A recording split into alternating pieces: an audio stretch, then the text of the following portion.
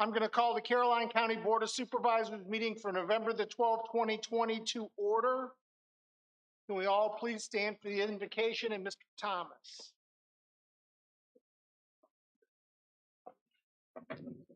To the God of our weary years, the God of our silent tears, it is to you we pray. We pray thanking you for your many blessings. We thank you for your grace. We ask now that you will come before us, guide us, direct us to do what's right for the county. We ask you to bless us in the name of unity. Ask us to move forward for progress. These things and all blessings we ask in the name of Jesus the Christ. Amen. Amen. Remain standing for the Pledge of Allegiance. I pledge allegiance to the flag of the United States of America and to the republic for which it stands, one nation, under God, indivisible, with liberty and justice for all.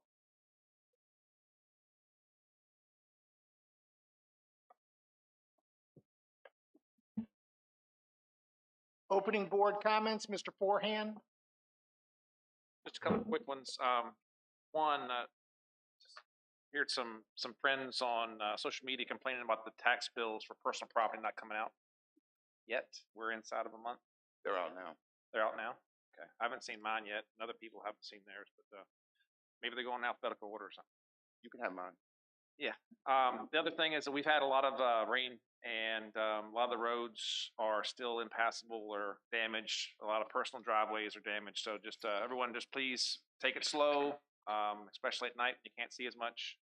And I feel for the people that had to pour thousands of dollars into repairing their driveways, and I've seen many that have been totally destroyed, washed down the creek. So that's it. Thank you. Thank you, Mr. Forehand. Mr. Black.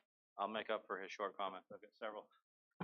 First of all, I had an opportunity to go to 2 Veterans Day celebrations yesterday.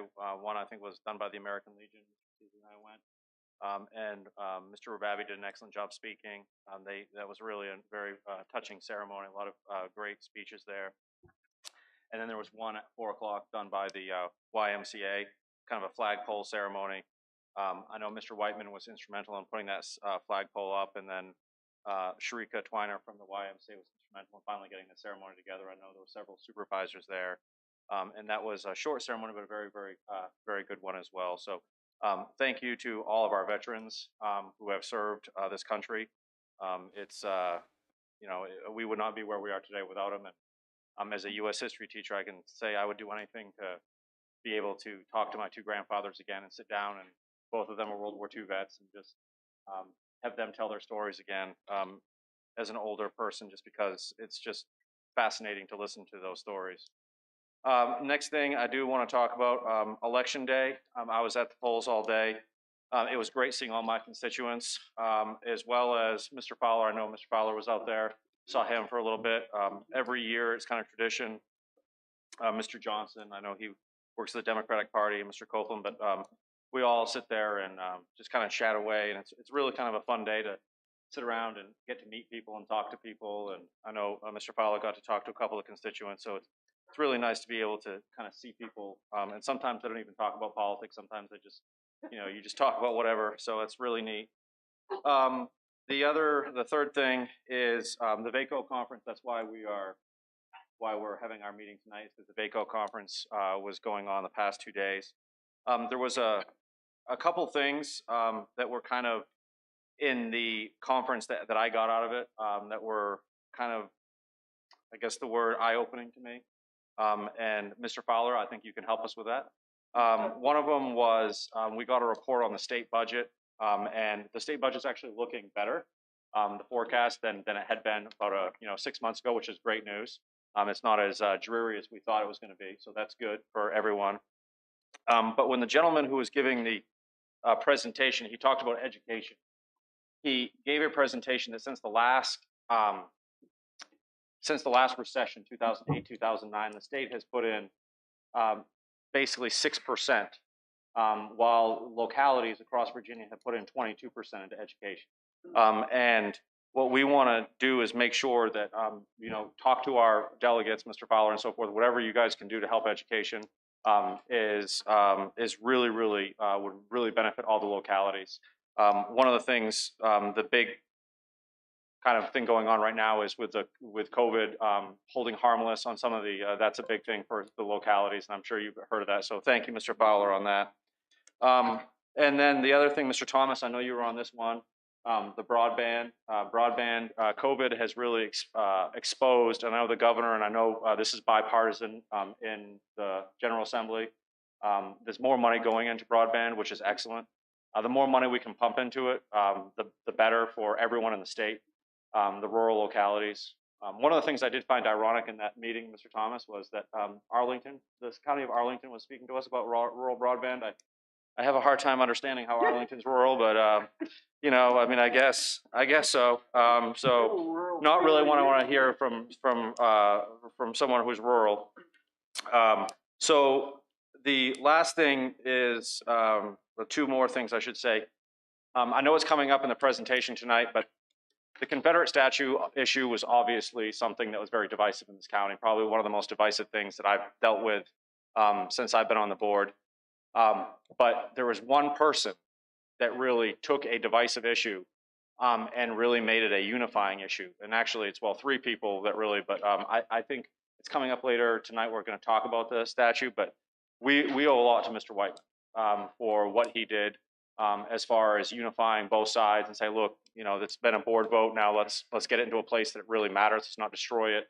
And I think the citizens, everyone owes him so much for what he's done. I can't even describe how valuable he is to this county, even if he calls me every morning at 5 a.m.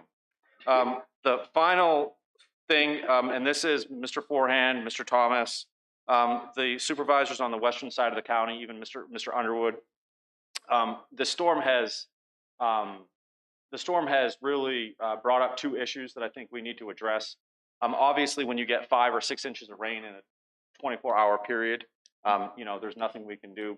But if we can kind of put pressure on the General Assembly again to, as far as pulling ditches, I think it's really important that our ditches in their budget, I know their budget had been cut during the recession, but that's really important. And not saying that pulling ditches would have solved the flooding, because this was something that's a very rare occasion, I think. But anything, Mr. Fowler, that you can do to help us put money back in VDOT where ditches are, you know, pulled by VDOT, just because it's a lot cheaper to pull a ditch than repair a road. More money's coming. Okay, very good, excellent. So that's, and then the second thing dealing with that, Mr. Forehand, I'm sure you have it. Anyone who is in charge of a subdivision, when you have a storm like this, there's a lot of debris. And they have branches down, trees down, and I've been contacted by a couple people. There's no place for them to take it except for Bowling Green if you're on the western side of the county. And I think as a board, we need to look for a place on the western side of the county where people that live in the Route 1 corridor don't have to travel to Bowling Green to take their debris. So if there's a way that, as a board, that we could work on finding a place in the western side of the county where some of those storm debris could be taken by citizens, it would be a huge help to them. So that's it, Mr. Seeley. Thank you. Thank you, Mr. Black. Mr. Underwood? Yes, good evening, everyone. Only 2 comments, Mr. Chairman. First of all, I want to thank Mr. Schiebel and the litter pickup crew. I read the report. I think they're doing a great job. So I think that was a wise investment by the county to help beautify the county. They're picking up plenty of trash and litter. So certainly want to thank Mr. Schiebel for undertaking that program. I also want to echo Mr. Black's sentiment regarding Mr. Whiteman. I think Kevin, I don't think I know, Kevin has done an excellent job and certainly saved a lot of money. And I would even go so far as to ask the board to consider, excuse me, so I would even go so far as to ask the county and the board to consider some kind of monetary award to Mr. Garrett, Chief Garrett, for all the work that they've done to make sure that project goes. Those are my comments. Thank you, Mr. Underwood. Mrs. Long? I think everything I had noted has been touched on, except I will mention that if this is the time for us all to take note when we get a call from citizens about ditches or pooling water on roads, and to keep our eyes open, because VDOT, they need to know which ones so they can get it on their list. When I was having trouble, I guess 2 years ago, when I was having issues 2 years ago on 17, it took a little bit of time, but when they did it right. And actually, we did okay considering the amount of water that was there this time. So do make notes so they know where to look at. That might cut down the time and response fast. Thank you. Thank you, Mrs. Long. Mr. Thomas? Thank you, Mr. Chairman. It's apparent that Mr. Black and I are in the same study group because I think we've got the same kind of comments. But I attended the VACO virtual conference, and just a couple of points. He's made a few. One is the Commonwealth job losses continue to be high. I think we're, excuse me, a little bit lucky because we've got so many federal employees. So that does help us. Our state sales tax is higher than expected, and that's probably mainly due to the fact that we now charge sales tax for online purchases, and it went up. So that's a good thing. I think Mr. Black mentioned there was a expected 3% loss of school children, and the ADM hold harmless is supposed to stay until the General Assembly meets in February. That's my understanding, Mr. Thomas. Yes, sir. Okay. I know that was in the budget. Yes, sir. So this fiscal year, we will not see a decrease, but that'll be something in July we'll take up. I hate to venture an opinion about dates because I don't want to get it wrong, but I do know that we passed a budget amendment that hold schools harmless. You might want to go to the mic because I'm sure everybody's interested. You know, that we would hold the schools harmless with respect to the ADM. Yes, sir. I just can't remember exactly the date, so I don't want to speak out of turn. But. Okay, we want to make sure, and I'm sure you being the voice of the General Assembly, you know, we ought to make sure it's good. So that's one. I think they reinstated. This is from the budget report. I think they reinstated a 2% raise for K-12 teachers and the staff salary increase. That's part of the report that we got. And as Mr. Black said, it's the last 10 years or at least 12 since the last recession. It's good for me to repeat it to make sure folks understand, but the state's funding has increased 6% and localities have increased 21%. So more responsibilities placed on localities to help fund schools, and we appreciate whatever help, you know, we can get from you. That's great. Mr. Black was on the broadband call with me, and the two localities were Prince George's and Arlington. And I think Arlington's intention was to discuss how they managed to provide broadband to lower income people, not necessarily the rural folks. But if you've been to Arlington, it's not rural at all.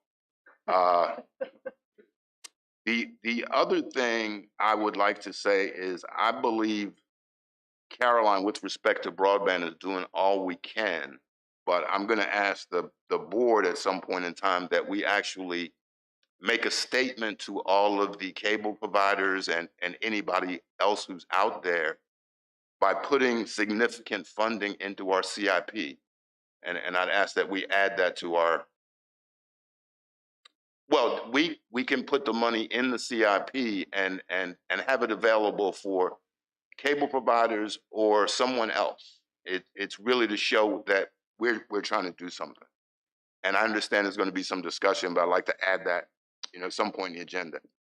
And the last thing, which proves that we were in the same study group, is I have some comments about the statute too. And again, I want to thank Mr. Whiteman. I was at the removal of the statue from the courthouse for a little while, and I was at the pouring of the foundation at its new location. And I had a discussion with one of the volunteers. And this particular volunteer said that his feelings were hurt because people thought his ancestors were evil people. And through my discussion, I believe we came to an agreement, and I think it's worth saying again, moving the statue was not an indictment on anybody else as far as my opinion was concerned. It was about the inappropriateness of it being placed on the courthouse lawn. So I think we're moving forward. Again, we had without a doubt the best solution possible, you know, in that sense. And I believe that's all of the comments I have, Mr. Chairman. Thank you very much. Thank you, Mr. Thomas. Let me first lead off with, I wasn't at the last board meeting. I unfortunately had a small medical issue and ended up with 2 stents, much to my surprise. But I want to thank the county and all the employees for the fruit basket that I received. It was greatly appreciated. Reassessment, has the reassessment been mailed out yet, Mr. Cully? Mr. Parton? I've had people ask, I've looked, I don't believe I've seen it. I don't believe it's been mailed out yet. We just approved the proof, I think Monday or Tuesday. I remember seeing that. So it should be going out soon. We got their phone numbers. Mr. Salvas got their, phone lines ready to go, and that was put in the notice. So I would imagine they'll be out anytime. Okay. I've been asked, and again, I haven't seen tax bills either, so. They are out. Yeah, so Okay. You should be getting that as, a day or so as well. Okay. I don't know if the Board of Assessors is part, I think that's a separate mailing, actually. If you got your tax bill, won't it reflect the new assessment? No. No, the new assessment won't take effect until it's for the calendar year 21. And so that would be part of the June thing. So your taxes are just the second half of what we'd already done and what we set the rate. Well, I just You're saw good. the envelope. I didn't really try to look at it. I was trying to give it to Mr. Your reassessment notice is going to be pretty long and we have a lot of detail in it, what your old assessed value was, what your new assessed value was, and what you need to do and who to contact if you don't, and what to fill out if you don't think it's correct and that kind of thing. Mr. Cully, is it possible on the county website for us to, because a lot of the constituents are asking the methodology involved, is there a way to, for us to put like Mr. Parton is a great wordsmith, explain, because I would imagine the home values are going to go up because the market. Correct. I would imagine. Is there a way that we could explain to people that aren't in the know? I mean, there's a lot of sometimes shockingly enough on social media, there's a lot of false information that's out there. And majority. It would be just nice if we had something that we could explain to people. We can probably come up with a paragraph that explains, number one, it's not an assessment.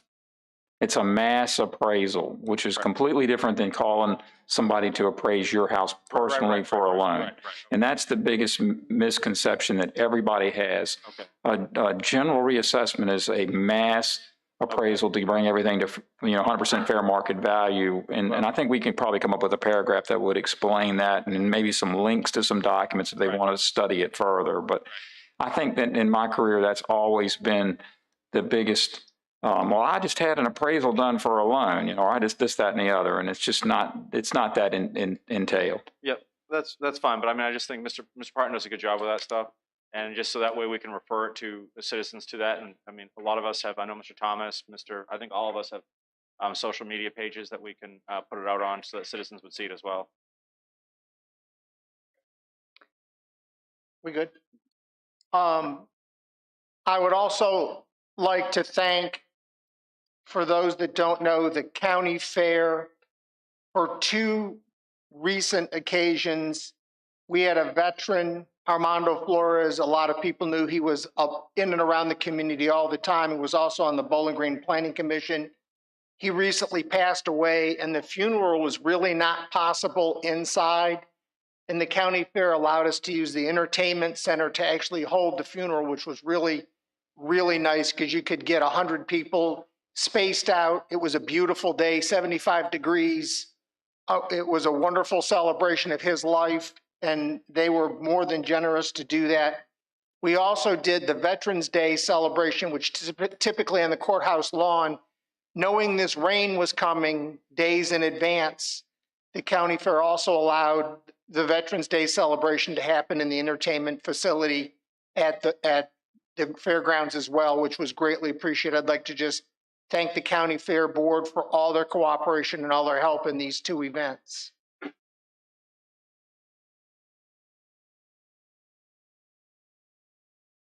Lastly, again, VDOT, we do need, and I'll echo Mrs. Long and Mr. Thomas's comments, we do need to keep track of the ditches that are not flowing and keep a list and get those on the VDOT list to get cleaned out. I know that pulling ditches has been a huge task for VDOT, and I've got a number of them.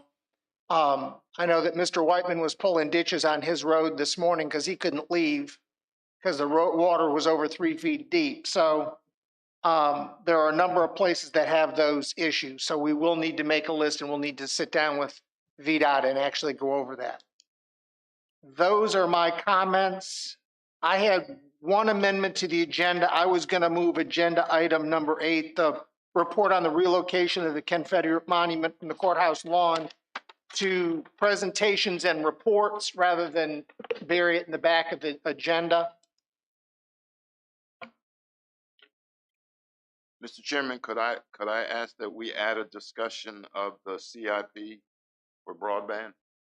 Could we wait 1 month on that? I really would like to not tip We're not tipping. We're not tipping. I understand your discussion, but I really think it's worthwhile for the county to say we're willing to invest in broadband, not necessarily with the one particular vendor you're talking to, but with any vendor that wants to partner with us. We can add that to new business 12A. Mr. Chairman. Mr. Forehand? Also, Mr. Kelly, are you able to go over that memo regarding the issues with, is that something that? I would like to add 2 closed sessions with legal counsel, one of which is Ms. Barter, and the other one is Aqua, Is that- right case stuff. I thought that had to be done in open. Mr. Emerson asked that he's prepared the motions for closed session. If you make any decision, will have to be done in open session. Okay, so that's what I was gonna add that, but then, okay. So what are the 2 closed sessions? Are these this is the motion that I have? Somebody Yes, call? you have the motions, Mr. Thomas. Yeah, okay. They're for the acquisition of real Real property property. exemption, and the other one is legal briefing for Aqua. Those were staff's amendments requests.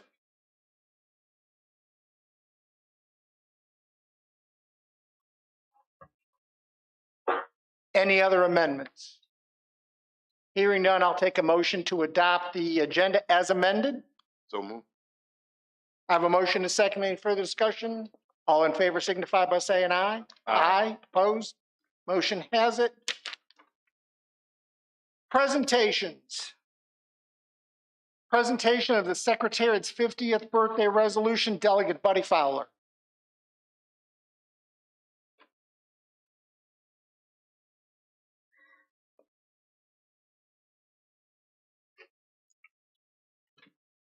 Thank you, Mr. Chairman, and you got my assistant here with the resolution. Looking good like he always does. And let me proceed here.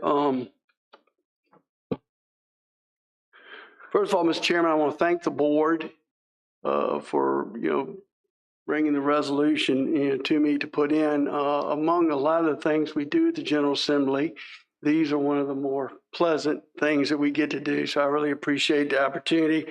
And again, I would be remiss if I didn't thank Gary Wilson with the Economic Development folks for contacting me about the amendment and giving me some information so we could get the amendment drafted and all of that. So again, thank you, Gary. Thank the board. Again, this resolution celebrates the 50th birthday of the great Secretariat. And but of course, Secretary is best remembered for basically what happened 3 years later in 1973, when he was the first horse to win the Triple Crown in 25 years. Now, I was thinking back, so I'm old enough to remember 1973. I'm not sure if all the board members are, but I was a senior in high school, and this was before ESPN, cable, and all these things. So you didn't have all this sports stuff. So, and I just remember growing up, and everybody was glued to the television watching those races, because we had a thoroughbred from Virginia and, of course, from Caroline County. And so it was really a big deal. And I look back now, and I particularly think of the third race at the Belmont, which is, the marathon and horse racing. And I really didn't fully understand what I was witnessing when I saw that. But then I became to realize that what we witnessed was so incredibly rare in sports, and that is perfection. You know, that particular race, and you can go, I don't know if you've done, but go to YouTube and put in Secretariat at the Belmont. You know, and my hair still stands up on my neck when I watch it. It's just a great, great race. So anyway, I took some time to do a little bit of research on just where Secretariat ranks among, you know, athletics. Well, ESPN ranked Secretariat of the top 100 athletes in American history. He was number 35, ahead of a lot of great people, you know. And of course, number one horse, and Sports Illustrated ranked Secretariat the third athlete from the Commonwealth of Virginia. You know, he was beat out by Arthur Ashe and Lawrence Taylor. So anyway, I thought that was kind of interesting. But anyway, I'm going to go ahead to the resolution now, but that just speaks to, you know, how great this horse was. So anyway, House Joint Resolution number 70, commemorating the life and legacy of Secretariat, agreed to by the House on January 13th, 2020, agreed to by the Senate March the 3rd, 2020. Whereas Secretariat, recognized as one of the greatest thoroughbred racehorses in racing history and a winner of the prestigious Triple Crown, was born 50 years ago on March 30th, 1970 at the Meadow Farm in Caroline County. And whereas a strapping chestnut colt, Secretariat was unanimously selected as the American Horse of the Year as a 2-year-old in 1972. He was the first juvenile ever to be honored in the history of the award. And whereas while a 3-year-old in 1973, Secretariat became the first thoroughbred in 25 years to win horse racing's coveted Triple Crown. Whereas Secretariat accomplished the unprecedented feat of breaking records in all 3 of the Triple Crown races, completing the 1 1/4 mile Kentucky Derby in 1 minute and 59 2/5 seconds, the 1 3/16 mile at the Preakness in 1 minute and 53 seconds, and the 1 1/2 Belmont in 2 minutes and 24 seconds. And just they're sitting in the resolution. And by the way, all 3 of those races, they're all still the record. I mean, a lot of people, it hadn't been touched in 25 years. Whereas Secretariat's astonishing 31-length victory in the Belmont Stakes is widely considered to be the single greatest performance in the history of the ancient sport of kings. And whereas Secretariat was again selected as the American Horse of the Year at the conclusion of the 1973 season, and whereas being a breeding stallion, Secretariat had a lasting impact on the thoroughbred breed, especially through his daughters. So I'm glad I have 2 daughters, from whom additional champions have been issued. And whereas Secretariat, who died in 1989, is today considered to be the greatest thoroughbred in the modern history of American turf horse racing and the enduring standard of excellence against which all other racehorses are measured. Now, therefore, be it resolved by the House of Delegates, the Senate concurring, the General Assembly hereby commemorate the life and legacy of Secretariat on the occasion of his 50th anniversary of his birth in Caroline County. And be resolved further that the clerk of the House of Delegates prepare a copy of this resolution for presentation to the Caroline County Board of Supervisors as an expression of the esteem in which the memory of Secretariat, one of the finest athletes ever born in the Commonwealth, is held by the members of the General Assembly. Mr. Chairman, I thank you for the privilege of introducing this resolution, and I'm pleased as punch to bring it to you. So thank you, sir. I thank the members of the board, and I thank Gary. Thank you, Delegate Fowler. And I see that Marlene Jolie, is this going to, since the home is now, for those that don't know, is the State Fair is the home of where Secretariat came from. And have we thought about where this is going to be hung at, Mr. Cully? That's up to y'all. Completely where you direct us to hang such resolution. You may have to wait till they get that Secretariat Museum built down there. Well, Mr. Fowler, is it at all possible that we could get a duplicate? Yes, sir. I can get some duplicates, in a folder and all. I had that one framed but I can get some duplicates. Yes, sir. If we If got the a duplicate- chairman or somebody let me know how many would like, I can get some duplicates. Yes, sir. Well, I was thinking one for Meadow Farm and one Mhm. for the county or something like that. And that's fine. I just thought with the horses that are displayed in the Yeah. mansion currently, that Mhm. the resolution would look fitting at the state fair in that facility. Yeah. And if, can we present her with this one and we'll Yeah. get the duplicate? I If think you'll that's come it. up, Yes, sir. You just let me know when. I'll be glad to come. And she yes, is sir. right behind you. And Yeah. then we'll work with Mr. Wilson to get a duplicate put up in Yeah, the visitor Wilson. center. Right, right, You let me know how many duplicates, I'll get them. I think just one. We don't need to be greedy to. right. Probably one. I just think that with the state fair Gary, and the stand next to facility Marlene. that's there, Stand next to Marlene. I'll do a picture here. Very nice. Thank you all. I was gonna say, why don't we come up and we could do it with the Oh. board, Mr. Tom? Okay, well, Oh, I know she's got one. That's what I was looking at. Found another. Can we come up? Mr. Wilson, you can come. Marlene, Mr. Fowler, huh? Sure. You may. I bet you could. I bet you could. You will if you turn the light on. So it says, Mr. Tom,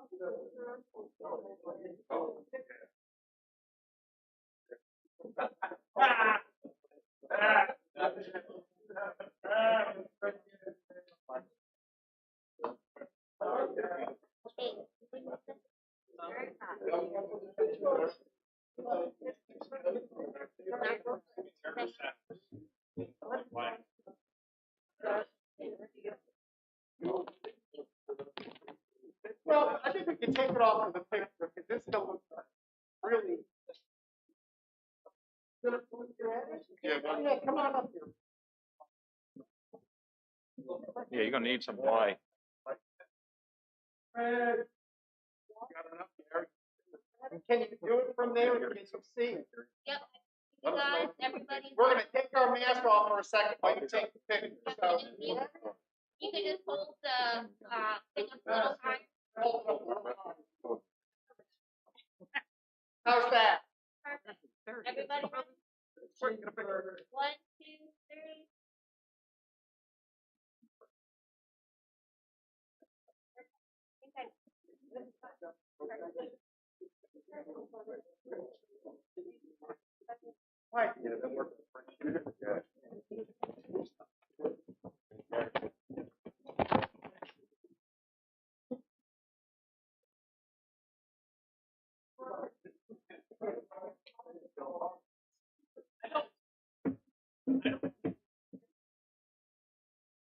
I was thinking about that. I sent you a letter last week. Hey, they didn't.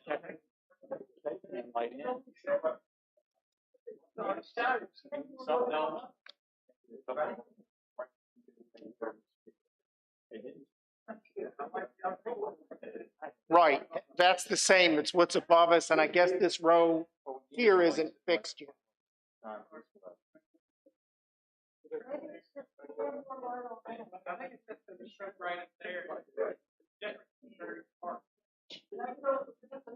That was a tough picture.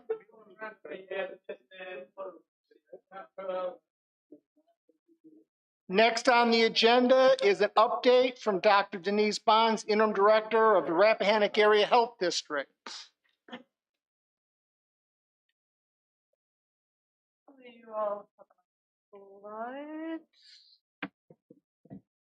You can pull that microphone, yeah, down. Down.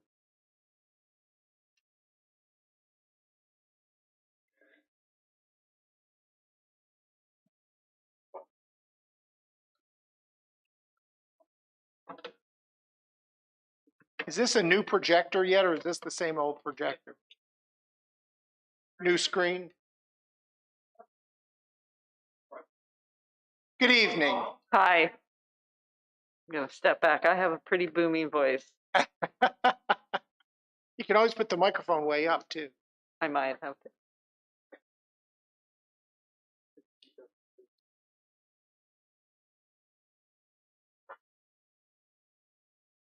There we go. So thank you so much for having me here tonight. I am Denise Bonds. I'm the acting health director. My day job, as it were, is a neighboring health district, currently known as the Thomas Jefferson Health District. We'll be switching to the Blue Ridge Health District in January, and that's around the Charlottesville area. And I'm actually really excited that I was here tonight when you did the Secretariat, because I own 2 off-the-track thoroughbreds and just love the breed. So it's lovely. So what I'd like to talk about tonight is just to update you on COVID-19 trends, kind of give you an idea of what we're looking for towards, what our response is, and then just update you on the other activities that we're doing in the health district. So as of today, there have been 480 documented cases of COVID-19 in the county. 32 of those individuals required hospitalizations, and there have been 6 regretful deaths. Your 7-day average number of new cases is 3 per day, and your average percent positivity is 3.5. So as you recall, this is the number of positive tests over the total number of PCR tests that we do in this locality. For the district right now at this moment, we have 31 individuals that are hospitalized with COVID-19 at our 3 hospitals in the area. So here you see a daily case count. This is for the entire district. And you can see we had that really rapid rise early on, leveled out a bit over the summer, began to rise again, kind of midsummer. And most recently, we'd actually been in a downward trend. But as you can see, starting in October and continuing on, we've really begun to see this gradual ramp up to higher and higher caseloads every day. And this is reflected in the data that we also see across the nation right now. We're seeing more and more areas with higher caseloads, and it's a little bit to be expected. It gets darker earlier, the weather is eventually going to get colder, or so we're told, and people are going to be moving indoors, and we know that being indoors is a riskier place to be than being outdoors. I think the other thing that this really reflects is COVID fatigue, right? We've been dealing with this since March, really, and that's a really long time to have pretty significant restrictions on your activities, and people are a little fed up. So they're letting their guard down, engaging in riskier behaviors, and that's leading to higher caseloads. We anticipate this will continue to go up because we know the holidays are coming, and that's a time for big family gatherings. When we look at who is getting COVID-19, if you look at the far right, that's our cases for the district. Again, this is for the entire district. And you can see it's primarily the younger age group who actually gets infected, that 20 to 29, 30 to 39, with a gradual fall off as you go up in the ages. But that flips when we get to hospitalizations.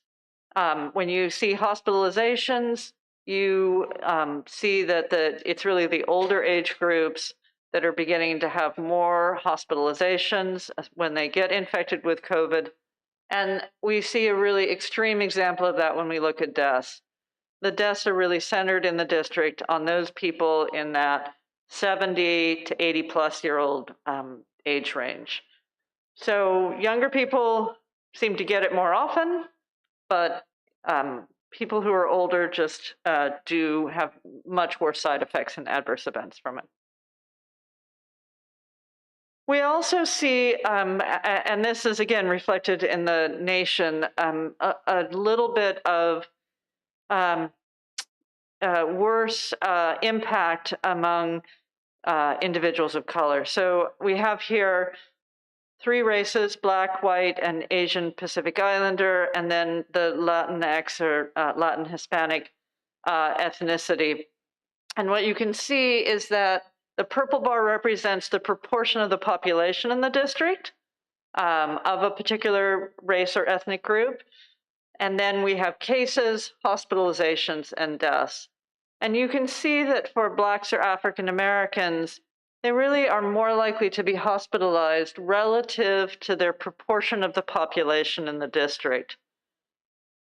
If you go all the way over to the right-hand side, you'll see that there's an extreme example of that in the Latinx population. They're really much more likely to have be diagnosed with COVID-19, and they're more likely to be hospitalized with it. And this is a little bit because of the frontline occupation that many Blacks or African Americans or individuals who are of Latinx ethnicity, they're often in jobs that require them to work with the public, or they're working in crowded conditions, and that just puts them at higher risk. So as I said, the number of new cases per day is increasing, and I anticipate that this will continue to go up over the next few months. We do see a higher number of cases among young adults, and young adults seem to do better with this disease. They seem to tolerate it better. There is a much higher mortality rate amongst older adults and higher infection rates, certainly in hospitalizations amongst racial and ethnic minority groups. So COVID fatigue is here. We see it everywhere. I see it amongst the staff at the health department too. It's been a long 8 or 9 months, and we're really tired of having our activities restricted. But the virus is still here. Many hospitals across the nation are filled. Our hospitals in our area have a large number of individuals in them right now, and we need to continue with those precautions to slow the spread. So we really need people to try and keep that physical distance. 6 feet is what's recommended.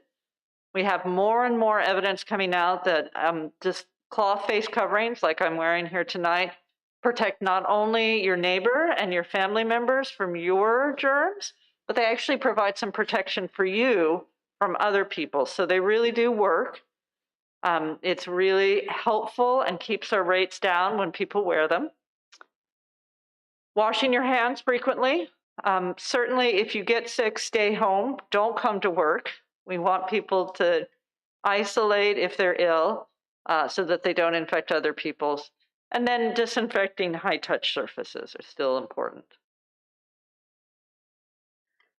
So what do we expect? Well, as I said, colder weather, shorter daylight hours.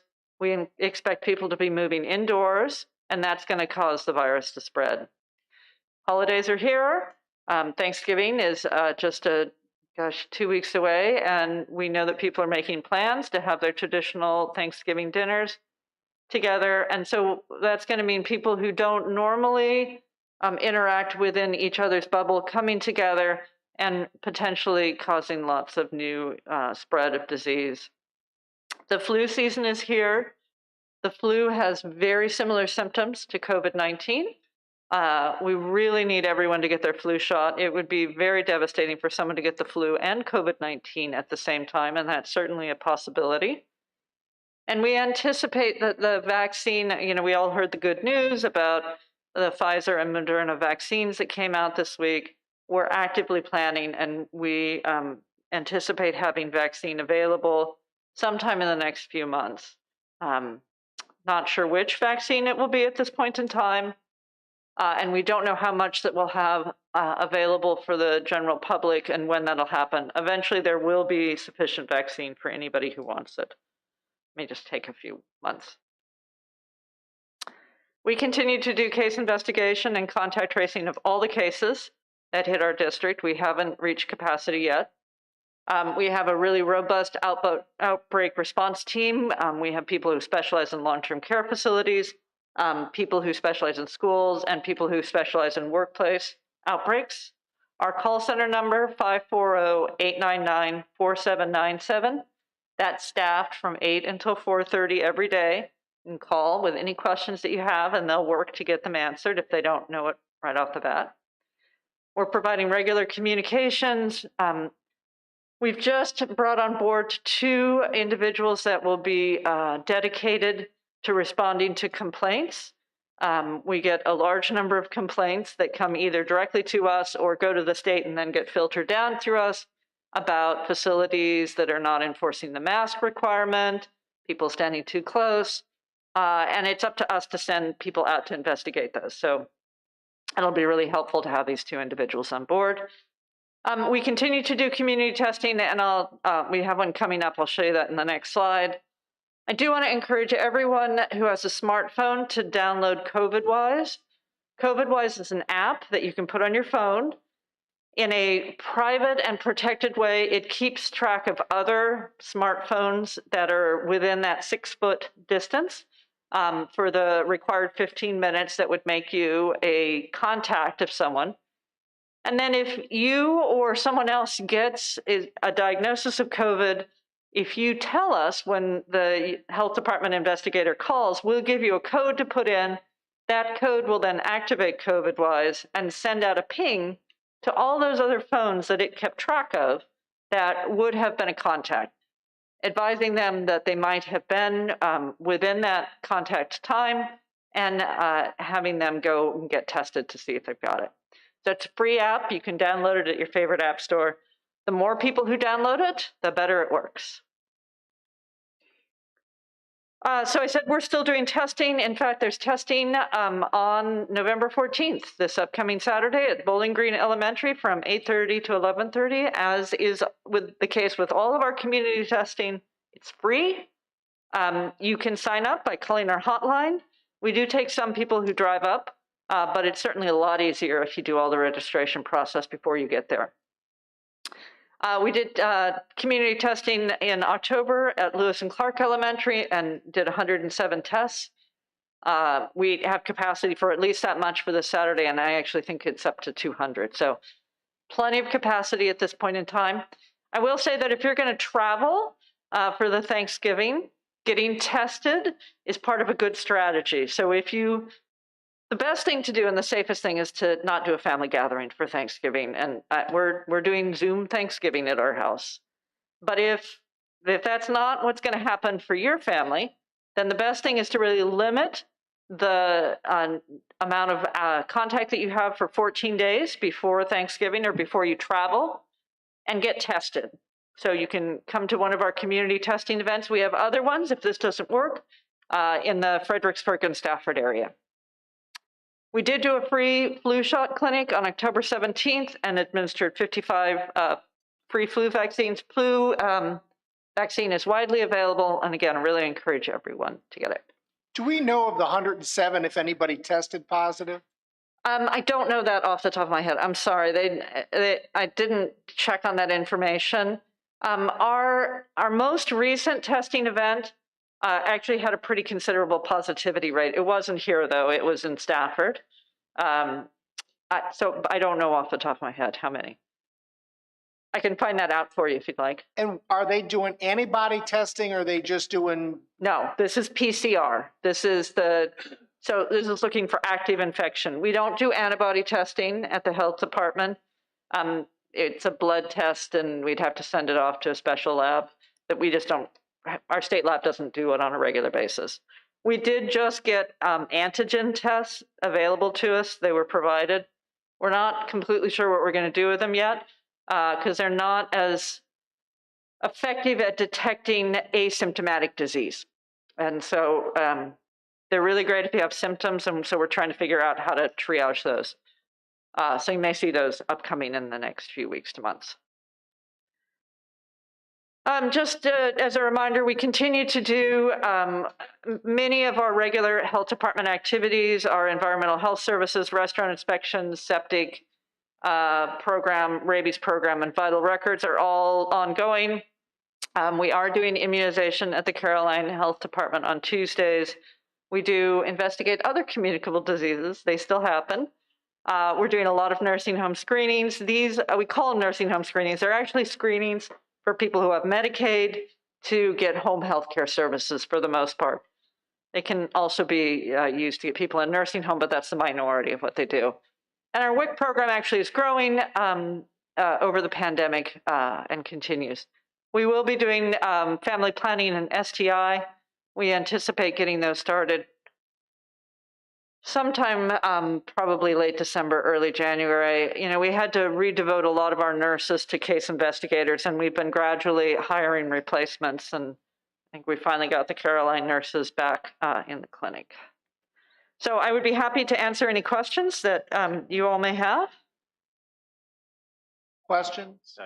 Mr. Black? I have a few. On the vaccine, and I'd just like to hear this, that's coming out. You know, like we get the flu shot every year. So every year there's a new strain, so you get a new flu shot. So when the COVID vaccine comes out, is this going to be like, I just need it to get it once, and once I get the COVID vaccine, I'm fine? Or is this going to be something that's kind of like the flu shot that's ongoing? Yeah, that's a great question. And boy, I wish I knew the answer. I think we all wish we knew the answer. We just don't know at this point in time. I mean, right now, we do know that people who get COVID, there have been documented instances of them getting a second bout of COVID. And they've documented this by doing the typing out the mRNA or the RNA of the COVID vaccine the first time, and it's a slightly different from the second time. Okay. So the immunity is clearly not 100%. However, those people who seem to get it twice are the rarity. And I think we'll just have to wait and see. At this point, we don't have any predictions. So we're basically saying we have to get the vaccine out and then see if people get it again. That's pretty much what we're going to be looking at. Pretty much, yeah. And, you know, the people who are entered in the trial right now will get continued monitoring, and that'll give us a hint of how effective it's going to be in the long term. But we won't know for like years. We won't know if this is going to be one and done, one in every 5 years, every year. We just don't know. So on the vaccine front, do you know anything on the goal of getting it administered? I know emergency workers and so forth would be the first to get it, doctors, so forth, but do they have a time frame as far as when they would like the general public to have be available, or say that everyone in the general public has an opportunity by June, July? Do we know that? We don't at this point in time. Certainly the vaccine companies are actually, they're doing a big risk. They're actually manufacturing it right now, even though it hasn't been approved yet. They will, once it's approved, they'll send a certain number of doses to the state, which will allow us to immunize key hospital workers and frontline, the EMS. But after that, it'll depend on how quickly it's manufactured and the demand across not just this nation, across the world. It will also depend on how many vaccines come on board. You know, if both Pfizer and Moderna come on board, then that's going to exponentially expand the amount of vaccine that's available, as opposed to if only Pfizer gets approved. So we just don't know at this point in time. We're planning for a lot of contingencies. Okay, and then I have just a couple more. When you see we saw the kind of roller coaster there where it gets up and then goes down, and it went down in June, and then it went, I'm just kind of curious, or down in July, I think it spiked in June and August, and then it's spiking again here in November.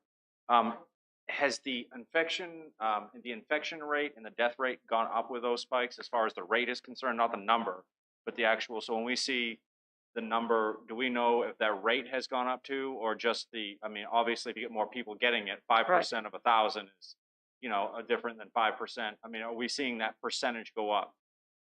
So that's a really great question. We're certainly seeing an increase in hospitalizations as we see an increase. And I don't know, I'd have to go back and plot the two to see if it's a continuous linear correlation between the two, or if there's some fluctuation.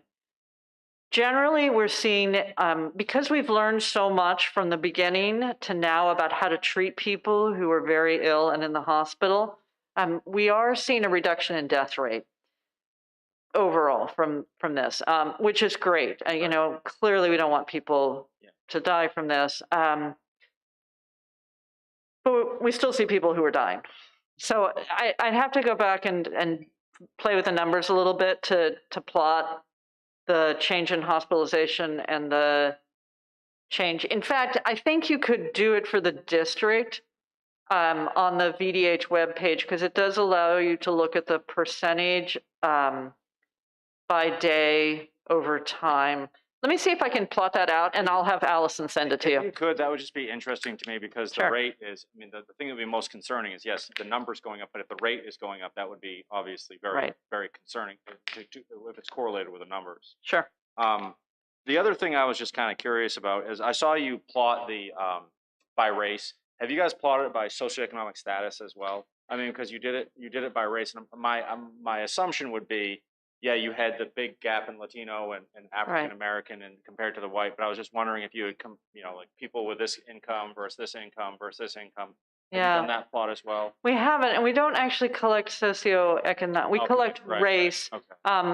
I'll just say my previous life was as a researcher, and getting people to be honest about their income is really, really challenging. And so we just don't. It's not collected.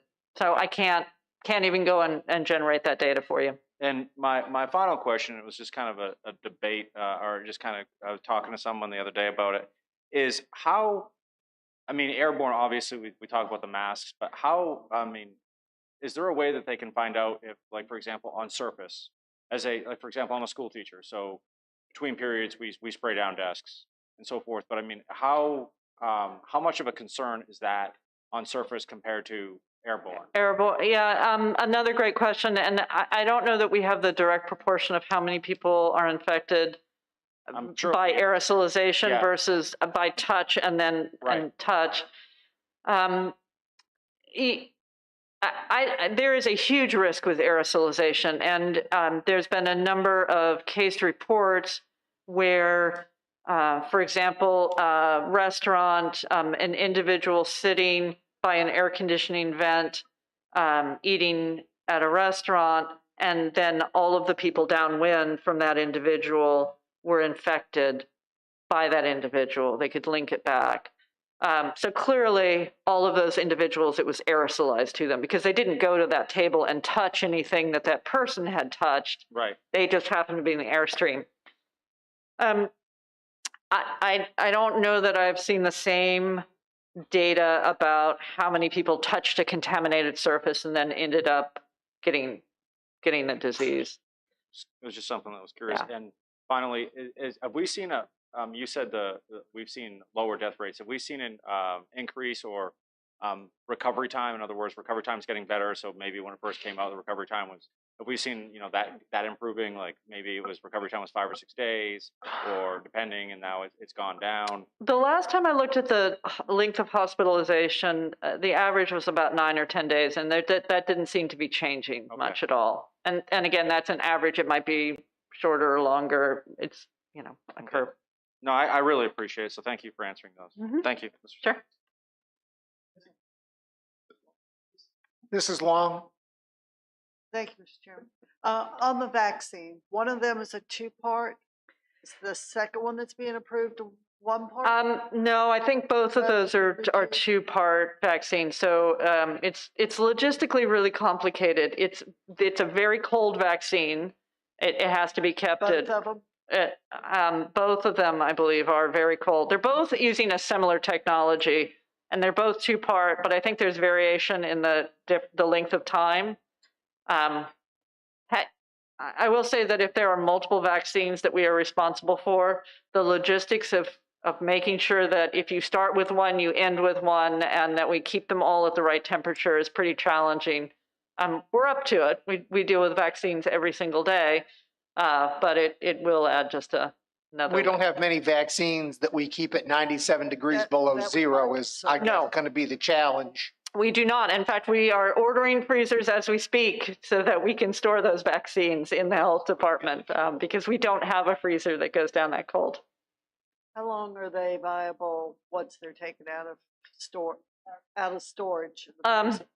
So don't quote me exactly on this, but you can bring it down to a cooler frozen temperature, and then it's good for 5 or 6 days, and then you can you can mix it and bring it up closer to room temperature, and then it's a very short time. So I'm sorry, I don't have those exact Right, but numbers. you won't have to transport No, super cold freezing. no, we equipment do not have to stations. transport it Okay. at that temperature. That'll help a little bit. It will help a little bit. And I have to say, kudos to the drug companies. They've actually recognized that this is really challenging, and they've come up with storage containers that will keep it at the right temperatures using dry ice. So even if we can't procure freezers immediately, we can still keep it on hand. Mr. Thomas? Thank you, Mr. Chairman. Dr. Bonds, thank you so much for coming here. We do appreciate that, the update. I think you answered one of my first questions about the testing types, which was the swabs versus the blood. Right. The blood is, you're saying, Antibody can give test. you false negatives because of you're Well, asymptomatic? No, the blood test will test for antibodies. Will Right. show if you've had. No, not necessarily. It would be difficult to tell if you had an active infection right then. The other one, the antigen swabs, they're like a point of care. The pregnancy test where you look for the little lines on the. They can give you false positives and false negatives, and so they work better if people are really symptomatic. Okay. And that's not the majority of people who come to the health department to get tested. We get a lot of asymptomatic people that are testing about. Okay.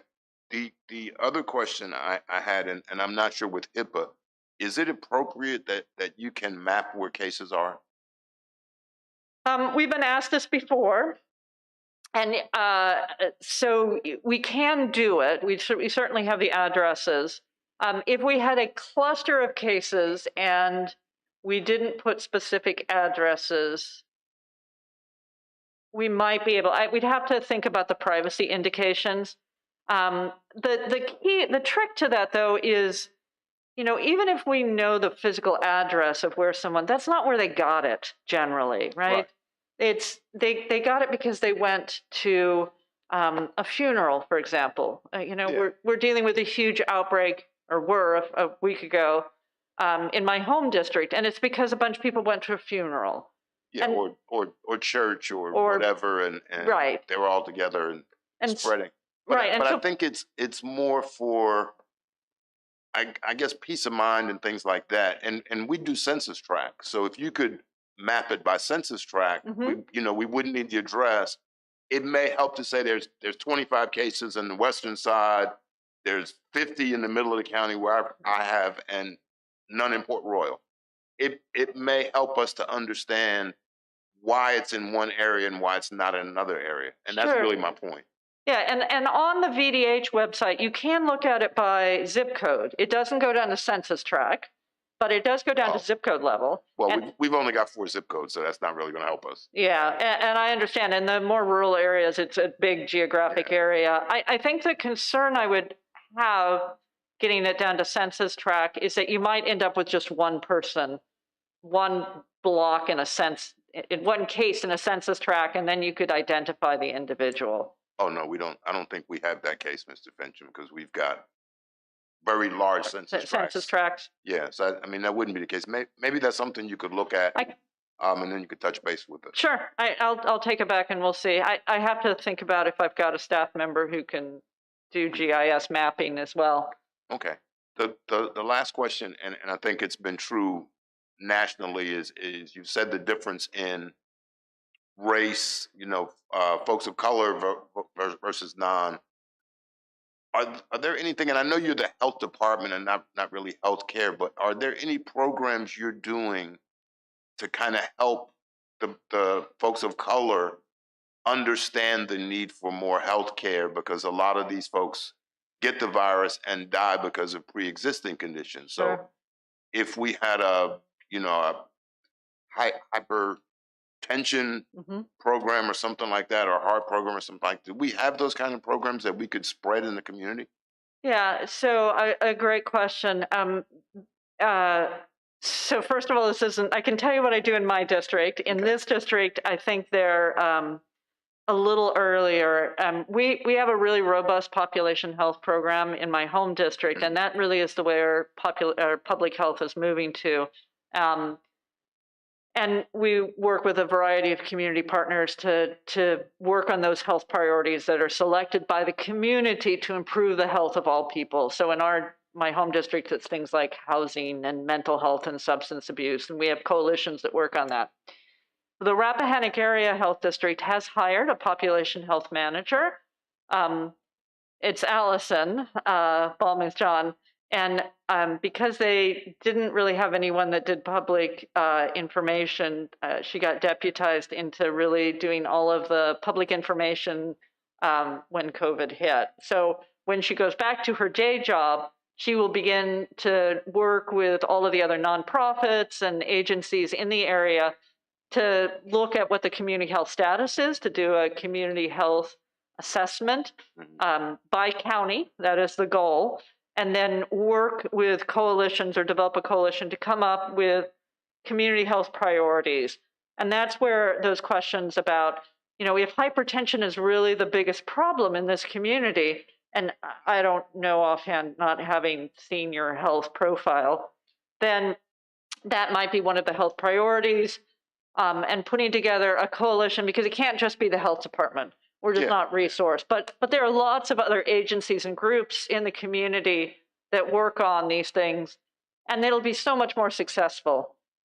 With regards to COVID, we have hired several people to work on messaging that's very specific and targeted at communities, and we'll be putting out more Spanish language messaging over the coming weeks and months. So you'll begin to see that as well. Okay. I mean, that's a good point. I think Mr. Black maybe said something about social class affecting, and that's another thing. We've got, we're not the richest county in the Commonwealth, and I think some of those same things will affect those people too. So I think that's something we need to look at. Okay. Thank you, ma'am. You bet. One last question. In the very beginning of COVID, there was contact tracing by census block, I believe. You could look, particularly in the Fredericksburg area, you could actually tell by almost subdivision where there were cases. Which was helpful. Okay. In a lot of, it was in the very beginning, it was done. There were a number of people watching that. It was put out by the health department? Put out by the health department. Okay. Let me go back and talk to the staff. So I've come on board since August. I'll go back and try and recreate where we were with that and why it was discontinued. We'll do the best we can. We always try and be very sensitive to individuals' privacy too. So.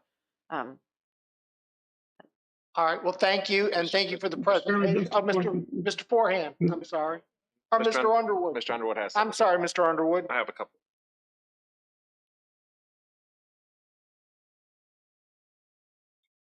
So you want me to go ahead? Yes. Yeah, my question, Dr. Bond, thanks for coming. My question is are you seeing any correlation in our older citizens between the pneumococcal and the flu attached to the COVID virus? I have not seen or heard of that yet. We again, it would be the same thing. Any infection that impacts your lung function, having that simultaneously with COVID would be bad, and we wouldn't want that to happen. I haven't seen reports of that happening yet. I think there might have been one case report of flu and COVID simultaneously, not in this district. But it's certainly a concern. And are we taking advantage of the flu vaccine as well as the pneumococcal vaccine in our area? Yes. In fact, we've seen a huge uptick in flu vaccine. We've done a number of pre-flu pods in the district, and we'll be doing a few more at very targeted groups. And of course, the flu vaccine is still widely available. It's not too late. We really encourage everybody to get their flu shot and their pneumococcal if you're of the appropriate age group. Thank you. Mr. Forehand? Yes, ma'am. Two quick questions. First, you'd mentioned something about what is your contact tracing data showing regarding, is it most people are getting the COVID through work activities or through social activities? What's the data showing on that? So the data, even looking beyond this, the CDC just analyzed this pretty broadly, and the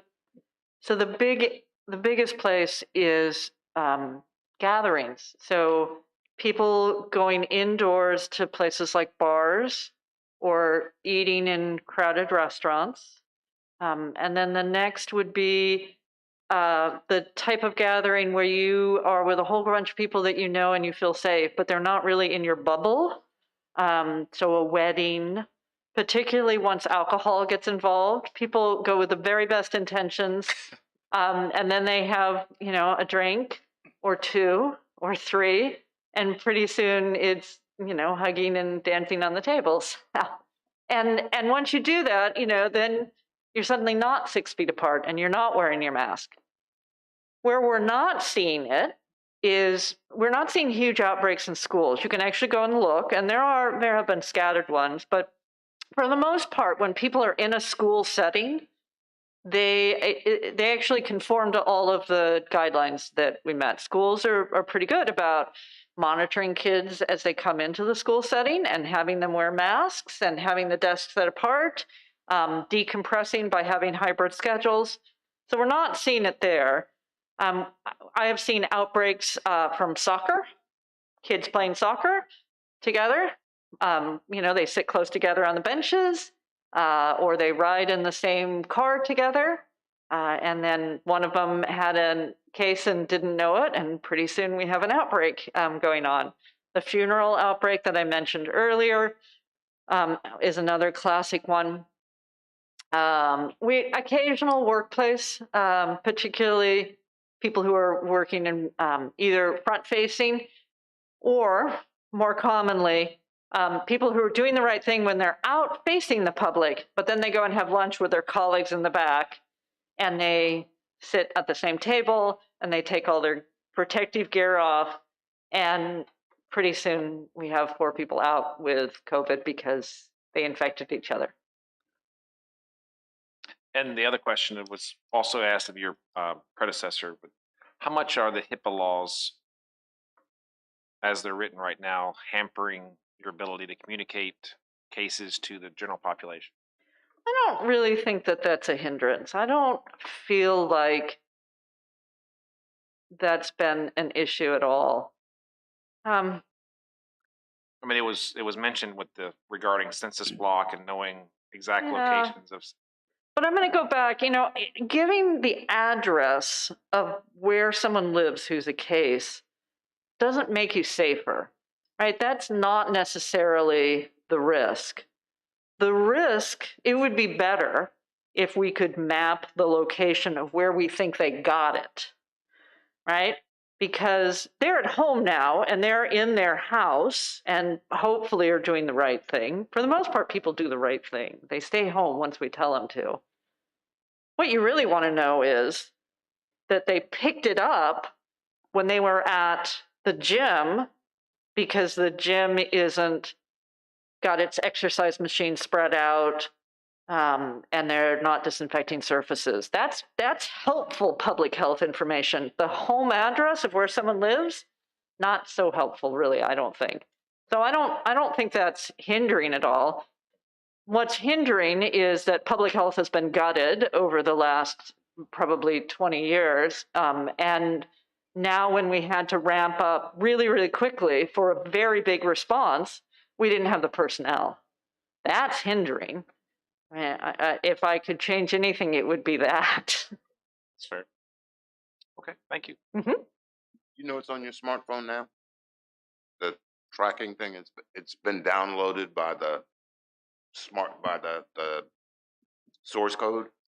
So it's on all of our phones now, whether you know it or not. Yay. Yeah. That it's actually it's very helpful.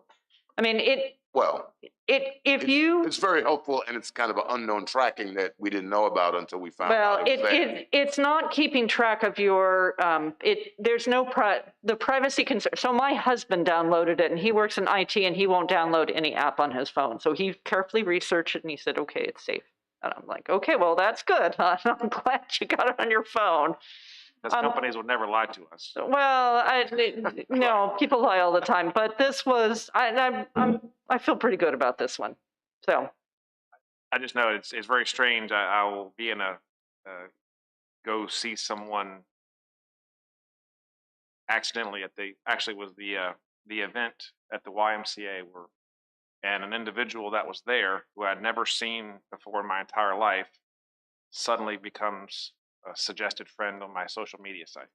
Well, that's probably not COVID-wise, but you may have other things tracking. Yes. It's, when every time they download, they change your settings. Right. Thank you.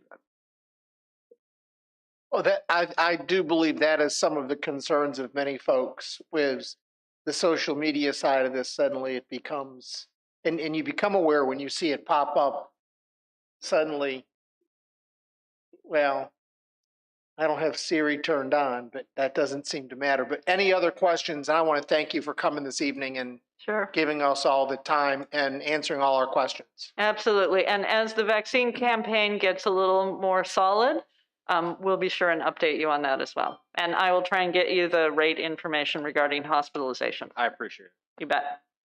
Thank you.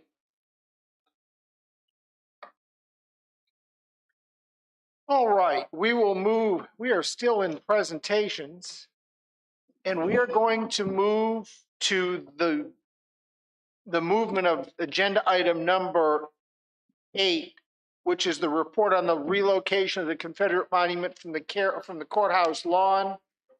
Mr. Whiteman.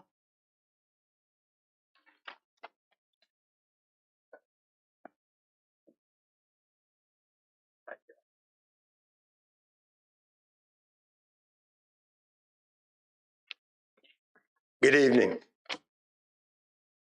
I'll be brief. We asked for Mr. Whiteman. What's that? By the way, happy He birthday. had to shave because it was Happy Marine Corps birthday. That's right. 245. Just wanted to bring you all up to date. You all voted for us to move the monument. I want you to know the monument's been moved. The courthouse has been returned.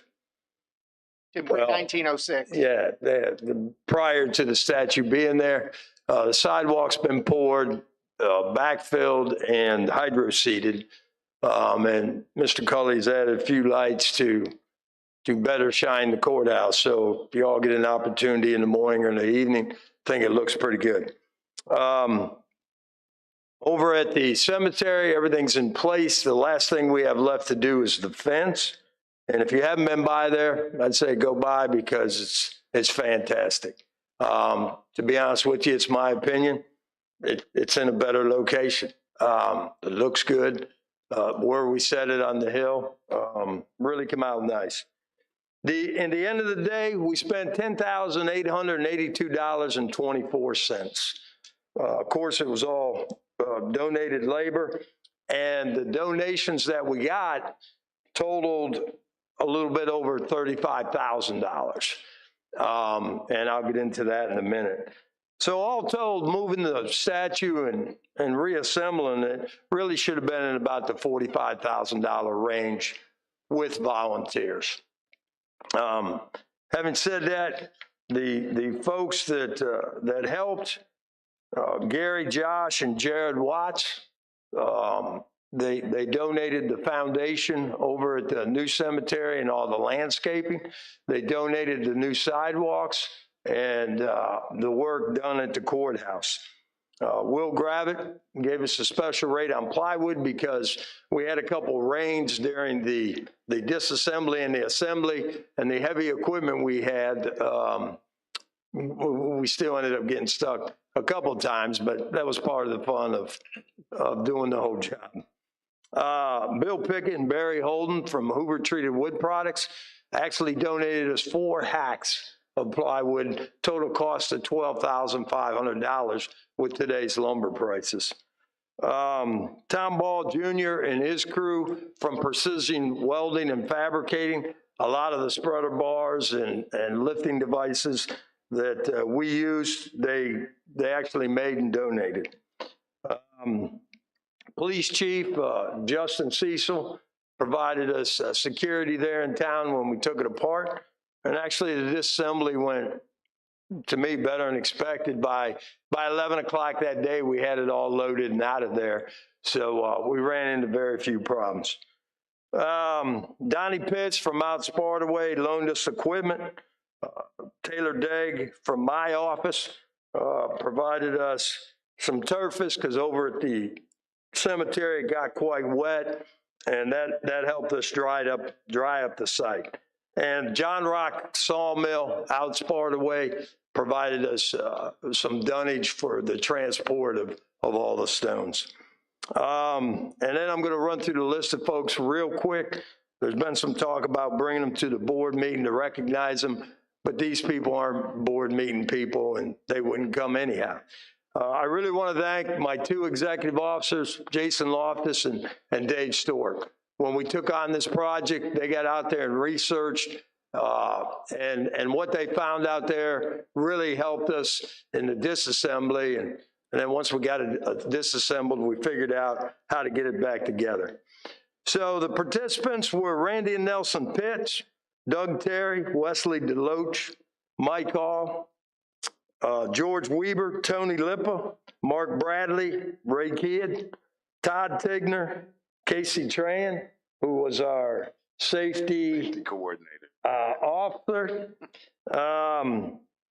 Fire and Rescue had big participation: Justin Calhoun, Travis Long, Vince Melton, Mike Griffin.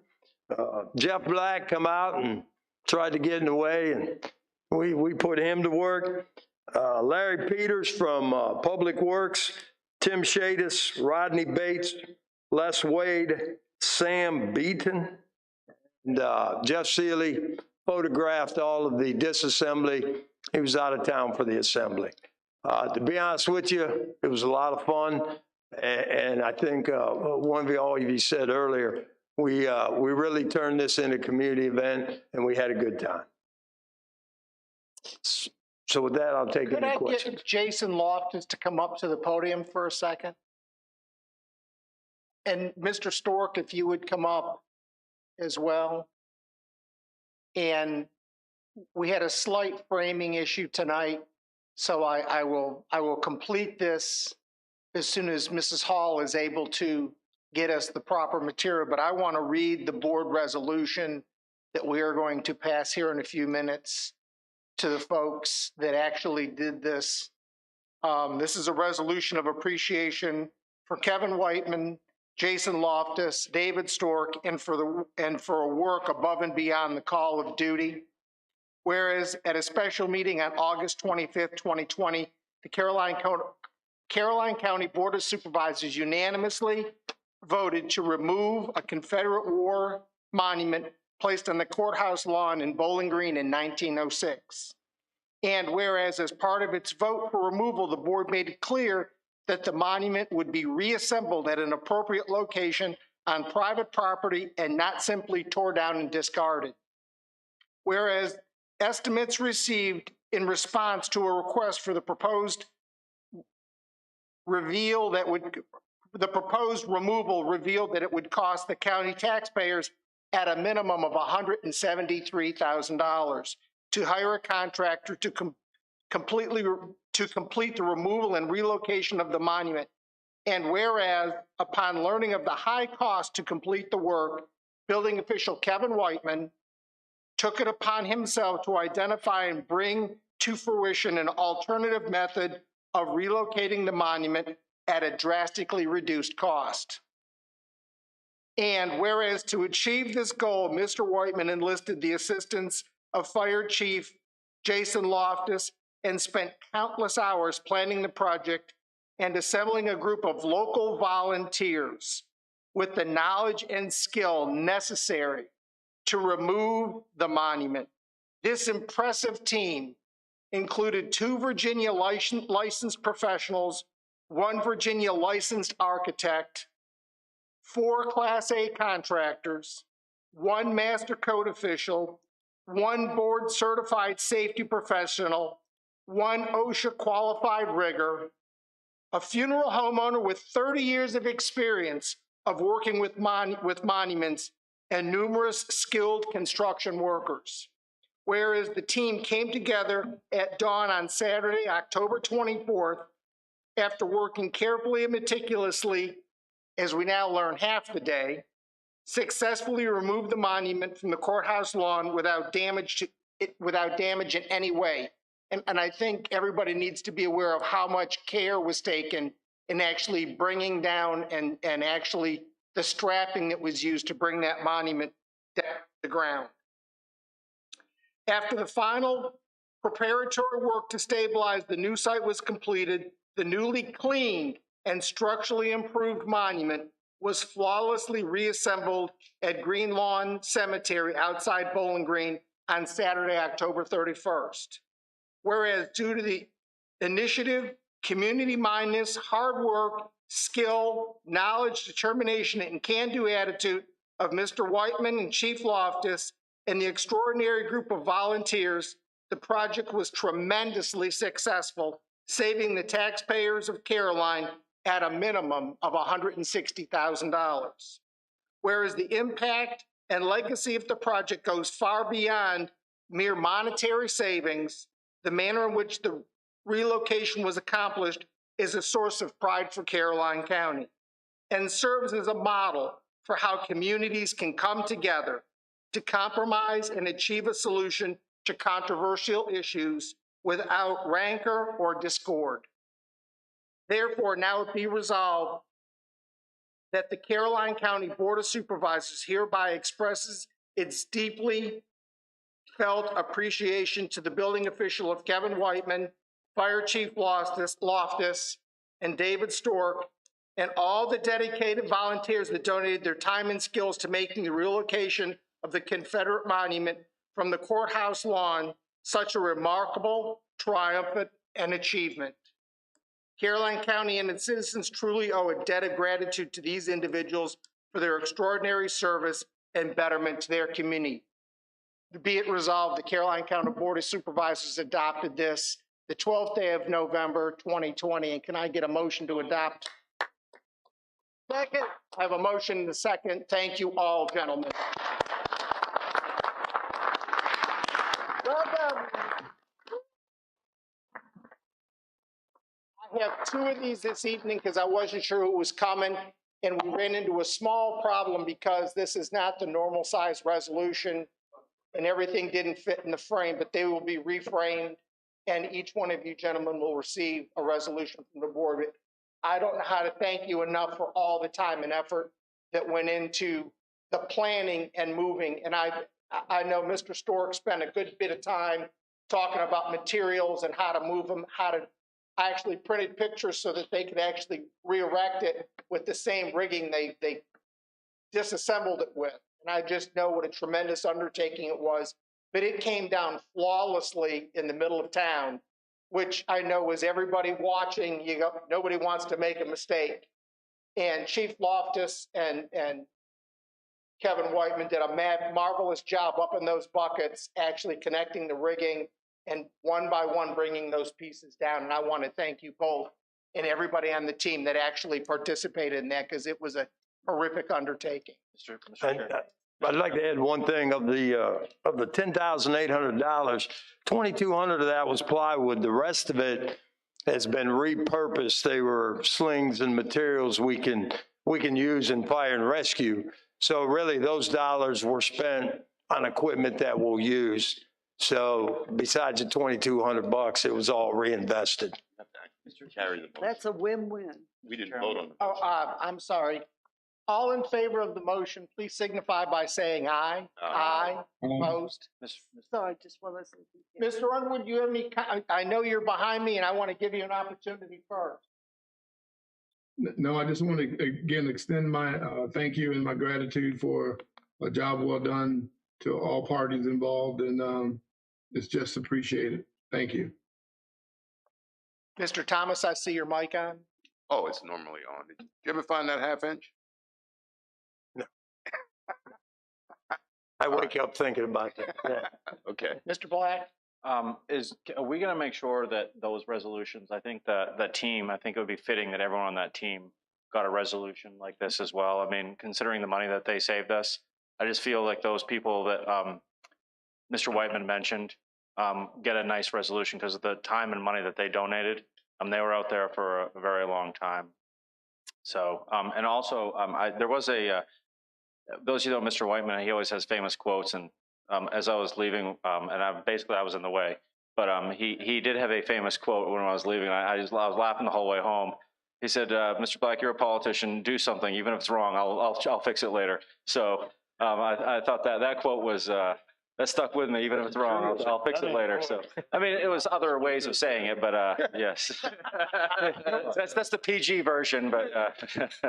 So thank you guys. I mean, really, it was fun watching you guys up there doing what you were doing, and I know that's not your what your typical job is, but it was awesome to watch. So thank you. Well, Mr. Stork, absolutely. can I respond? So for the group that's not here that would not come just because they're not that type of guys, I want to respond for them. But first of all, I want to say I would have come here tonight just to see Kevin Whiteman's shaved face. And I know the significance of it. It's a once a year thing, right? Yeah. Obviously, you guys know that I spoke against doing this, and I didn't speak against doing it because I was in favor of, things represented by the Confederacy or slavery, but I was not in favor of it from removing history. But I participated in this, and part of me, after it was voted to be done, part of me was like, well, we ought to have to pay a lot of money, because I just felt that way. But anyway, but I participated because it was the right thing to do, and Kevin Whiteman asked me to. And then in my first meeting when I met with Chief Loftus, I knew it was the right thing to do. And I'm here to tell you, we have a tremendous amount of great leadership in this county, in your staff. Nothing against you all, and it starts at the top and it goes down. But I'm gonna tell you what, if Kevin Whiteman ever calls me again, or Chief Loftus ever calls me again and says we're gonna do something, I'm gonna do it. And every guy that participated in that monument removal, I guarantee you would do the same thing. It was the best experience I've had in a long time. And it had nothing to do with what we were doing. It was the best group of guys. There was no egos involved. And those of you that were there, it was a multitude of talent. Everybody contributed. Everybody worked hard. Everybody did it safely. But I'm telling you, this county staff is top notch. And I can appreciate it. And I know you do too. But Mr. Black, you gave a quote from Mr. Whiteman, and that was probably the only quote you could give tonight, the mildest quote you can give tonight. But you've got two tremendous fellows right here behind me, Chief Loftus, and I mean the initiative that I saw, as a business owner, the initiative that I saw to save money at every turn and do it right. I mean, people that own their own businesses don't even do it that hard. And y'all are very lucky. And I think, and I know you appreciate it. I know you do. But these two guys right behind me, the next time they call me and say, we're going to do something, I'm in. And I can tell you something else. The other 20 people that did just as much as I did, they're in too. And so, in all that money that we saved, I hope you show a little love to some of these guys. I really do. Thank you. Thank you, David. Thank you, gentlemen, for all the hard work.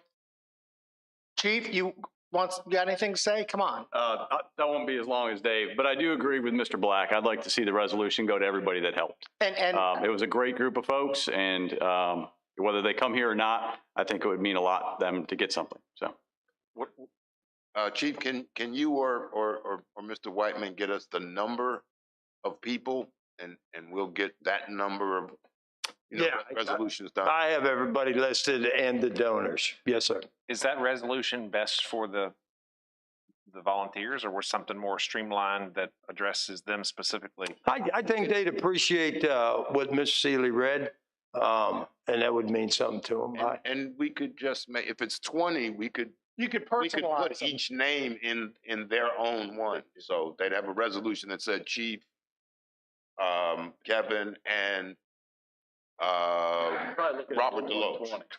You know, one of those, or, you know, Nelson Pitts. Yeah, all told with the donors, it's probably about 35. 20 volunteers and 15 donors. Kind of a project, but we could do that. Yeah. Mr. Parton ain't doing nothing.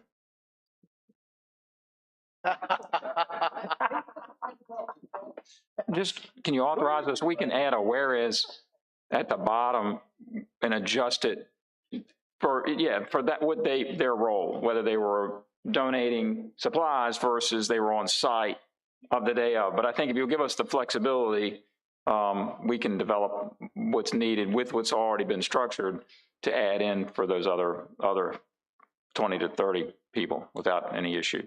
We can do that. And I know I would have put this in the board packet, but I know that Mr. Whiteman reads the board packet. And had he seen a resolution, I'm afraid we'd have gotten this via phone call. Might have zoomed that one in. All right, do we want to take a break, or do we want to click through appointments and consent? Because they should go quick.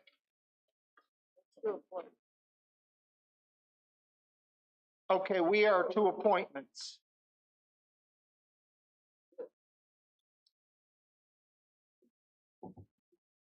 Mr. Underwood, are you ready with the planning commission member? Yes, I am, Mr. Chairman. I'd ask the board to reappoint Mr. Leon Smith for the planning commission for Reedy Church District. I have a motion and a second from Mr. Thomas. Any further discussion? All in favor signify by saying aye. Aye. Aye. Opposed? Ayes have it, motion carries. Economic Development Authority. It's Reedy Church, Bowling Green, and Mattapanai. My understanding is all three are willing to continue serving. We can make one That's correct. motion. Mr. Chairman, I'd ask that we reappoint Mr. Andy Andrews to the Reedy Church Economic Development Commission. If we can make one motion that includes all three to be reappointed, that'd be great. So I'll make that motion. You want a second, Mr. I'll second. Okay. I have a motion and a second for all three members listed in the board packet that wish to return. All in favor signify by saying aye. Aye. Aye. Opposed? Motion carries.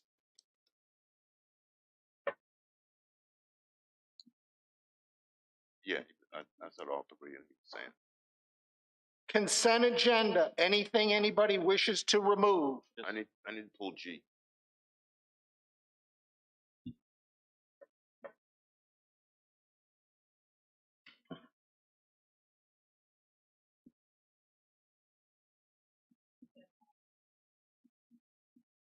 All right, any other items? Mr. Chairman, I just want to make a comment on B. I don't need to pull it. Which one? Okay, On what? B. B? Warrant. Yeah. I was looking over the warrants and I talked to Mr. Parton today and I really appreciate it. One of the things I had a hard time, and I really, Mr. Parton, I really appreciate you getting back to me with the email and the answers. On the Verizon wireless, I just was having a hard time seeing the correlation of if we're doing a flat rate on everyone's cell phone, because some are easily mathematically divided by, if it's 3 months, divided by $80 a month, you can see that. And some of them I could not. And I had asked Mr. Parton if we could look over when we have these, the cell phones, county cell phones, if we have looked at the contract with Verizon, and if we could relook at that. I mean, is there a cheaper contract out there for the county moving forward? And I just asked Mr. Parton if we could kind of just look at that moving forward, because the rates of cell phones are dropping significantly, and I was just having a hard time understanding how how it was applying to the individual. And he said some of it's not necessarily cell phones, so I get that. But I do think with those rates dropping significantly, Comcast is now in the game too. You know, maybe we look at that contract again for the wireless cell phones in the county. That's all. All right, so I have agenda item G, so I need a motion for A through F to be approved. So move, Mr. Chairman. I have a motion. Do I have a second? I have a motion and a second. Any further discussion?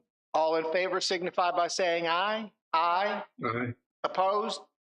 Ayes have it, motion carries. Mr. Thomas, agenda item G. Agenda item G, Mr. Wilson and I have been in contact repeatedly with neighbors of the I did forget. particular sawmill, and we are trying to get the sawmill to constantly water their driveway before they go. I have pictures, and I think Mr. Wilson has them too, of what the neighbors' yard and cars look like after a day or two of the sawmill operation. So I'm going to ask Mr. Wilson to contact the sawmill owners and stress the importance of them being good neighbors, and ask that we put this off until next month so we can make sure we've got their attention and they're good neighbors. Does this affect anything from the state, Mr. Wilson, since this is isn't there reimbursement from the state on some of this? I think this is our money. Actually, it cuts the timing close to where we need to request the money from the state. It is later in December, but it does make this more fine-tuned. If at all possible, I think we can continue to work with Ashton Lewis to try to get them to comply. I'm not sure the performance agreement being tied into that aspect of their business necessarily benefits us too much. But we still have, if we meet, what, December 10th or whatever? 8th, December 8th? Yeah, that still gives you time if we do it then, and that'll give us a chance to make sure they understand the importance of being good. They wouldn't get the money for quite some time. It would be almost a year. They'd have to perform and so forth as to the performance agreement, but to qualify for the first payment. Right. So we wouldn't be making any immediate impact on them through this process as far as. But you just said we have to make sure we do this by the end of December, right? That's correct. So if we do it on December 8th, that's not an issue, because that's the end of December? My understanding, this is an application process, and the closer we get to Christmas, the harder it is to get anything done. I mean, at least in the arena of doing paperwork. I'm just a little uncomfortable pushing this. Have you talked to the individuals there at all about this situation? Yes, sir, I have. And what was their response? They say that they're going to add another round of watering for their road to keep the dust down.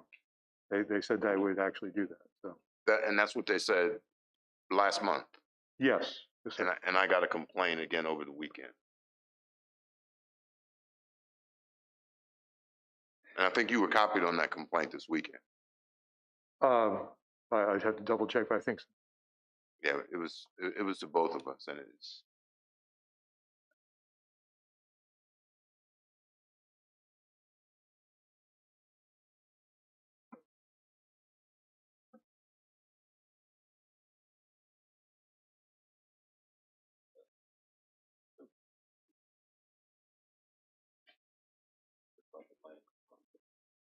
Mr. Black?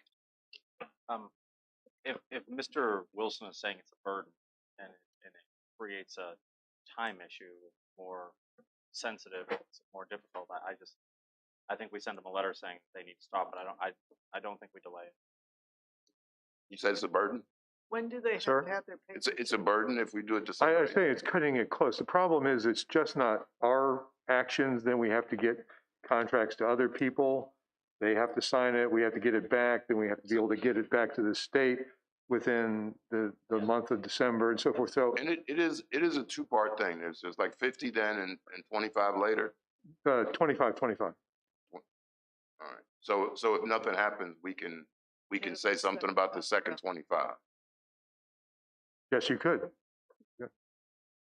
All right. It appears the majority of the board doesn't agree with me, so I'll just wait and we'll look at the second payment as, you know, leverage to make sure they take care of their neighbors. I think that's probably the better lever. We will redouble our effort to let them know we're aware of their dust problem and try to resolve it. I also inadvertently left off our consent agenda item H. So if we could bundle G and H together. So H is automatic. We don't have any choice. I know, but it's still on the consent agenda. I was just gonna go ahead and. You should ask Buddy about that. Mr. Chairman, I move that we approve G and H from the consent agenda. Second. I have a motion and second. Any further discussion? All in favor signify by saying aye. Aye. Opposed? Ayes have it. Motion carries. We're gonna take. Thank you. Thank you, Mr. Whistle. We're gonna take, can we do this in 5 or 6, 7 minutes of break? Because the rest of this is gonna go, should go fairly quickly. We have closed session. You're pulling 7?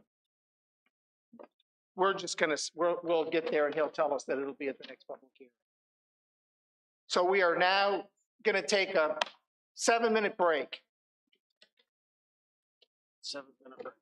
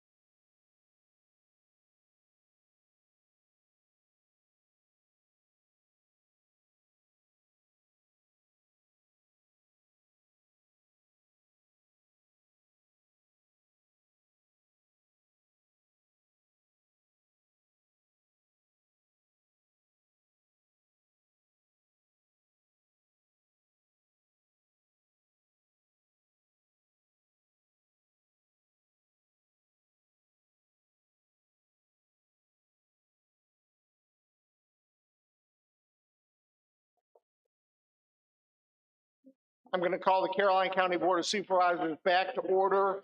We are past the 7:30 hour, but we are now to public comment. Anybody wishing to speak on anything that's not a public hearing this evening? Anybody wishing to speak on anything that's not a public hearing this evening? Anybody wishing to speak? Hearing none, I will close public comment. We will move to public hearing. First one being text amendment 10, 2020. After Casey moves the podium. 6 more inches. There we go. Mr. Fincham. Mr. Chairman, members of the board, your first public hearing tonight is actually on two subdivision ordinance amendments, TXT 10 and TXT 11, 2020. These amendments to the subdivision ordinance related to preliminary and final plats and would add some additional requirements to the platting requirements for county regulations. One of the things that the post office has advised that they are no longer delivering individually to each residential unit, and they are requiring cluster mailboxes to be installed in new residential neighborhoods. So the ordinance amendments would require the identification on preliminary and final plats for the location of cluster mailboxes. The amendments would also require the architectural engineering firms to provide electronic copies of the subdivision applications for both preliminary and final plats to our office as part of a formal submission requirement. Finally, it would also amend the submission requirements for paper copies, would reduce the number of paper copies for preliminary plats. It actually increases the number of paper requirements for final or record plats, owing to the number of copies that various agencies require as part of their process. The board did forward these amendments for public hearing tonight, and with that, I'll address any questions you may have. Questions from any board member? Mr. Forehand? Mr. Spencer, clustering, could that be 2 mailboxes together considered a cluster? No, sir. What's the definition of cluster with this? With respect to the postal service requirements, it would be for the number of units within a neighborhood that they identify as part of the preliminary and final plat. So if it's a 50-lot section, the minimum would be 50 mailboxes at that location. It's possible that, for example, if there's another section platted across the street, it might very well end up being 100 mailboxes at that location. So like Ladysmith Village is an example, and we're both familiar with that. So the days of having a mailbox in front of your home are gone? Is over. Okay. They can keep the ones that are there, it's my understanding, but any new sections that are platted will require the cluster mailboxes. Like the big boxes where you have a little tiny thing? Yes, sir. Be like a mini post office. You'd have like 50 or 100 little boxes that would correspond to the physical address for each lot. And Belmont would be the same? Any future sections of Belmont, yes, sir. Wow, that's awful. Well, that's a post office requirement, not a... That's correct. They no longer deliver, I believe it was 2016 was a cutoff date. So they'll no longer deliver to individual addresses, which is consistent with some of the reductions we're seeing in postal service. All right. Any other questions? Mr. Underwood, you good? Yeah, I'm good. Hearing none, I will now open the public hearing on text amendment 10, 2020 and text amendment 11, 2020. Anyone wishing to speak? Anyone wishing to speak? Anyone wishing to speak? Hearing none, the public hearing is now closed. Questions from the board? Motion's always in order? Separate motions, please. Oh, I need separate. A motion for text amendment 10, 2020? Chair, I move for approval of text amendment 10, 2020. I have a motion. Do I have a second? Second. Motion is second. Any further discussion? All in favor? Just to confirm, Go ahead, Mr. Forehand. this is not really a optional thing because they're not going to get mail service. That's correct. It's not optional. Any other questions? All in favor signify by saying aye. Aye. Aye. Opposed? Motion carries. So I get a motion for text amendment 11, 2020? So moved. Have a motion. Do I have a second? Second. Motion is second. Any further discussion? All in favor signify by saying aye. Aye. Aye. Any opposed? Ayes have it. Motion carries. Mr. Chairman, members of the board, your next public hearing is TXT 12-2020, which is an amendment to Article 15 of the Caroline County zoning ordinance. Currently, our zoning ordinance, we have two different provisions in the ordinance related to stormwater management ponds and fencing requirements. One section does not require fencing. We have a section that specifically requires fencing of stormwater ponds. That raises some issue, potential insurance issues. And several times in the past, we have been asked about that fencing requirement related to our stormwater management facilities. Based upon those discussions and discussions in the past with legal counsel, we believe that it's appropriate to amend the ordinance to consolidate our regulations so that they are consistent and leave the requirement for fencing up to the individual party, whether it's commercial, residential, in terms of installing fencing around stormwater management facilities. Questions from board members? Why did the planning commission decide to remove the one that had a requirement as opposed to adding fencing for everything? Again,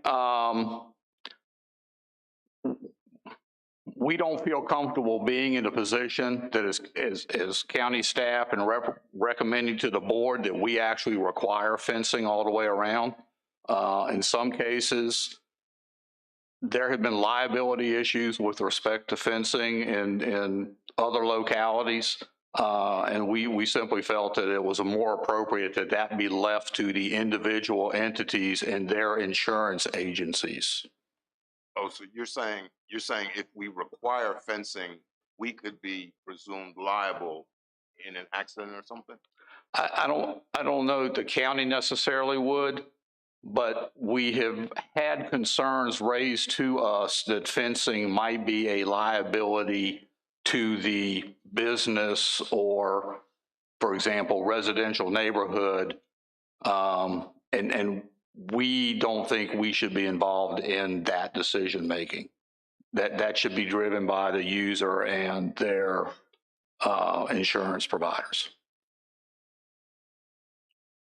Not sure I agree, but okay. Well, and I'll tell you, in Bowling Green Meadows, there's a retention pond with no fencing. And for the most part, it's never got any water and it at least gets mowed. And I guess part of my concern, if there was a fence, would it all get mowed? Would somebody actually take the initiative to?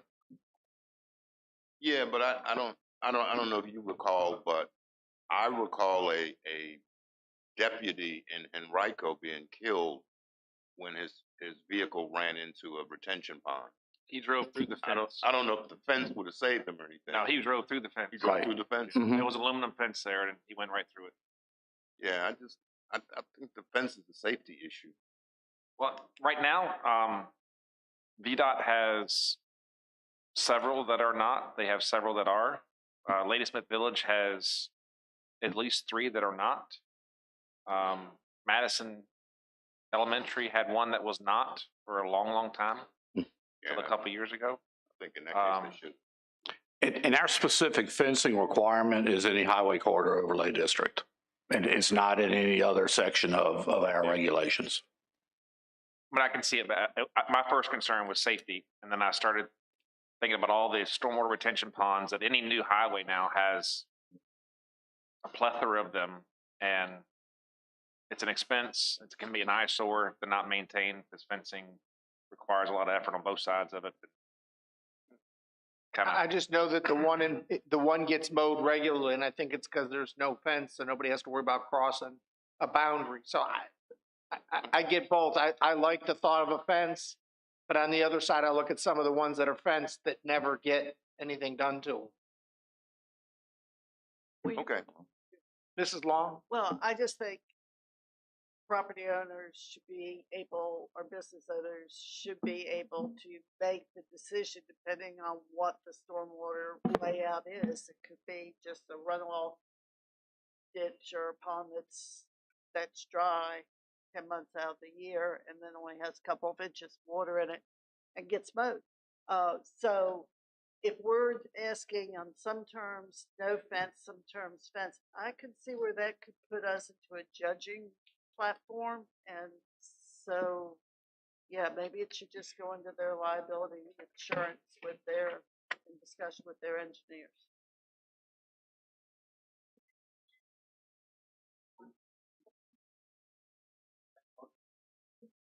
It's always in order. Do we have a hearing? Oh, that's right. We're past. I'm sorry. We're at text amendment 12/2020. I'm stuck on the ones before it. I'm now going to open the public hearing for text amendment 12/2020. Anyone wishing to speak? Anyone wishing to speak? Anyone wishing to speak? Hearing none. Public hearing for text amendment 12/2020 is now closed. Any other board comments? Mr. Chairman, I just have one. Mr. Underwood? Yeah, just for Mr. Fincham. What are other localities doing, and have there been issues with the stormwater retention area?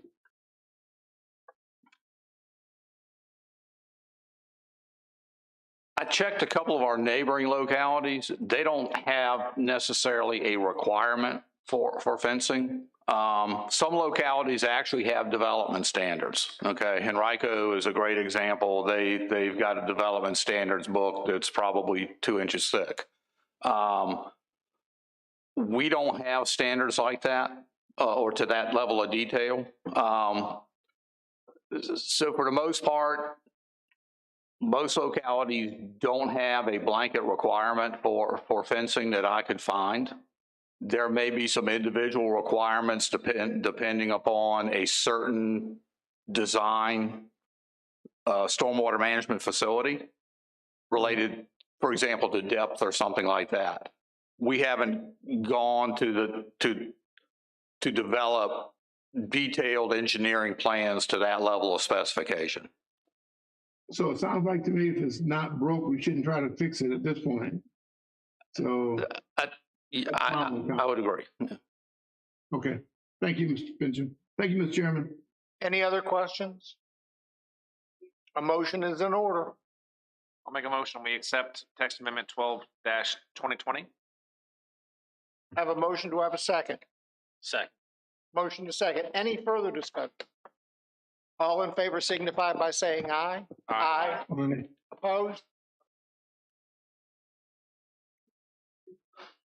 Mr. Thomas has voted nay. All right. Agenda, public hearing on the noise, chapter 68 of the Code of Caroline County, as advertised for the same public hearing. I guess I was not here at the last meeting, so I take it you did a first reading and went right to public hearing? We did something like that. I think at the meeting before that, we tried to we're really adding construction to the noise ordinance. They've been Right. exempt, so that's kind of what we're doing. Mr. Fincham worked to get it to us as quick as possible. Mr. Fincham? Mr. Chairman, members of the board, the board did authorize an expedited public hearing on this item at your last meeting. As mentioned at that meeting, I think several board members and as well as staff have received a number of noise complaints concerning construction activities late into the night, hours of operation, et cetera, involving heavy construction equipment and similar large pieces of equipment. When we discussed this at the last board meeting, staff was directed to prepare an amendment related to construction activities, as well as address concerns that were raised about making sure that we did not adversely affect emergency work or any other activities that might be necessary. So the ordinance amendment that you have before you tonight would amend a couple of sections of Chapter 68. Number 1 would be to amend Section 2, which is your definitions chapter. You can see that we've expanded the definition of emergency work, I think to cover perhaps a few more explicit activities to make sure that there's no question about whether work is exempt or not. We've also amended the definition of construction to include land clearing activities related to development. We also amended chapter or section 68.8, which is the exceptions to the noise regulations. We started with just a brief amendment under subparagraph D, where we added some clarification language to that section. We also added a section J and K, again, to provide an exemption, for example, Public Works Department, if they've got to go out and do some repair work on a water or sewer line, road construction activities that are authorized by VDOT. Sometimes they do night work, particularly if you've traveled 95 in the summertime and late at night. You'll see, or even Route 1, you'll see the construction crews out there at nighttime to avoid the heavy traffic during the daytime. We also put the time limit in there for construction activities under J to specifically address construction between the hours of 10 p.m. and 6 a.m. That they're not exempt from the noise ordinance 6 a.m. in the morning to 10 o'clock at night, construction hours. But the other hours between 10 and 6, they would be subject to the noise ordinance and could be fined.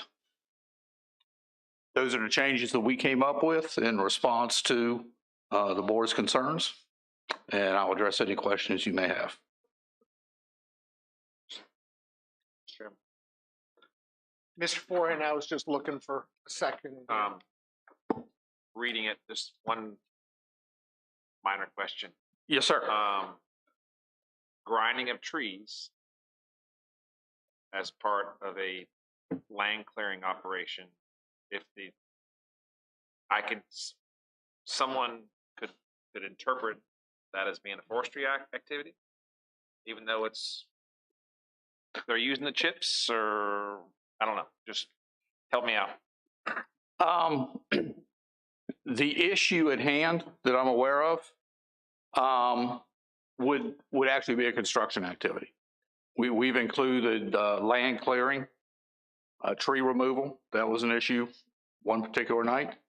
So any tree removal, once they're zoned and have their plan of development, is construction. Okay, all right. So we can't make the claim, we're agricultural, we're forestry. No, it's construction. Okay, because I'm working with a tree, it's forestry, but ultimately I'm clearing the land for development. Good try.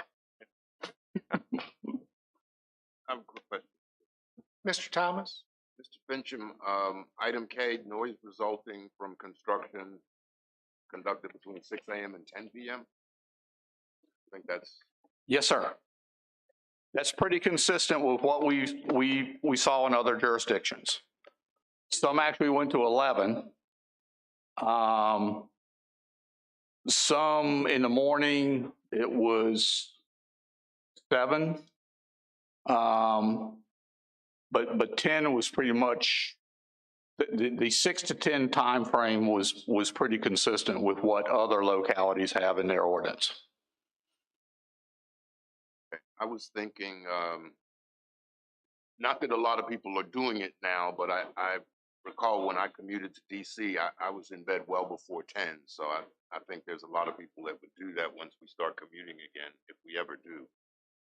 So I was wondering if we could go to 9. I would defer that question to Mr. Emerson. I believe since you are making the ordinance more restrictive, that you could make that change without having to go back to another public hearing on that section. But I would defer to Mr. Emerson.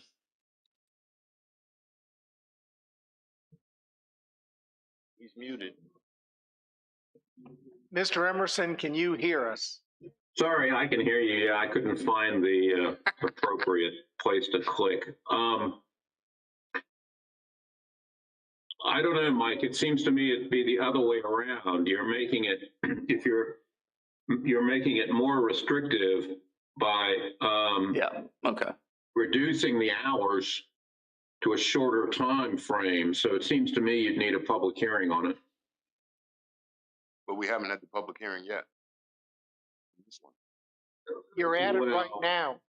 Yeah, but you've got to advertise. Okay.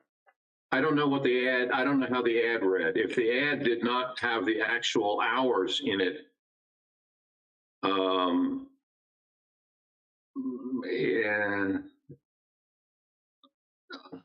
that might be okay. And especially if no one came and asked for a copy of what you were proposing the restriction to be. But if anyone did, then it seems to me you're making it more restrictive, and you would need to hold another public hearing on it. What did the ad say? But we have. I don't know. I don't. It was advertised. I know it was advertised, but we put anything in the file. But if we did, anybody could have viewed it. Ben, if the whole regulation proposed was placed online, we have no way of knowing who viewed it. Whether they came to the office and asked for a paper copy or not. Right. I mean, to be safe, I would re-advertise it, frankly. It wouldn't be my preference to go to 9. No, not mine either. So, it wouldn't be my preference to go to 9. I could see 6:30, but I think 6 to 10 is where I would think it should be personally. I'm not agree.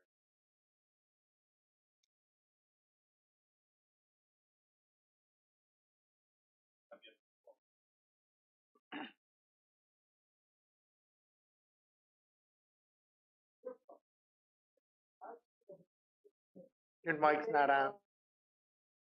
If it was the same number of hours, so if you did 5 a.m. to 9 p.m., it's the same number of hours, just shifted it, would that still require new advertisement? I'm sorry. If you had the same number of hours, but you just shifted it back, so it went from 5 to 9, does that require a new ad, a new public hearing? I think based upon what Mr. Emerson said, yes. Okay. So 6 to 10 is. We'll try 6 to 10, and if we get more complaints, we'll come back again. You can always come back. I'm going to open the public hearing on proposed amendment to Chapter 68 of the Code of Caroline County Noise. Anyone wishing to speak, please come. Absolutely. Can you give us your name and your district? Sure. My name is Stefan Levesque. I'm in the Madison District, Ladysmith Village. I also serve on the Ladysmith Village Board of Directors. My concern with the noise ordinance is I live adjacent to Durrett Road, and there is considerable construction going on, land clearing going on currently adjacent to Durrett by RCI builders for the 55 and over community.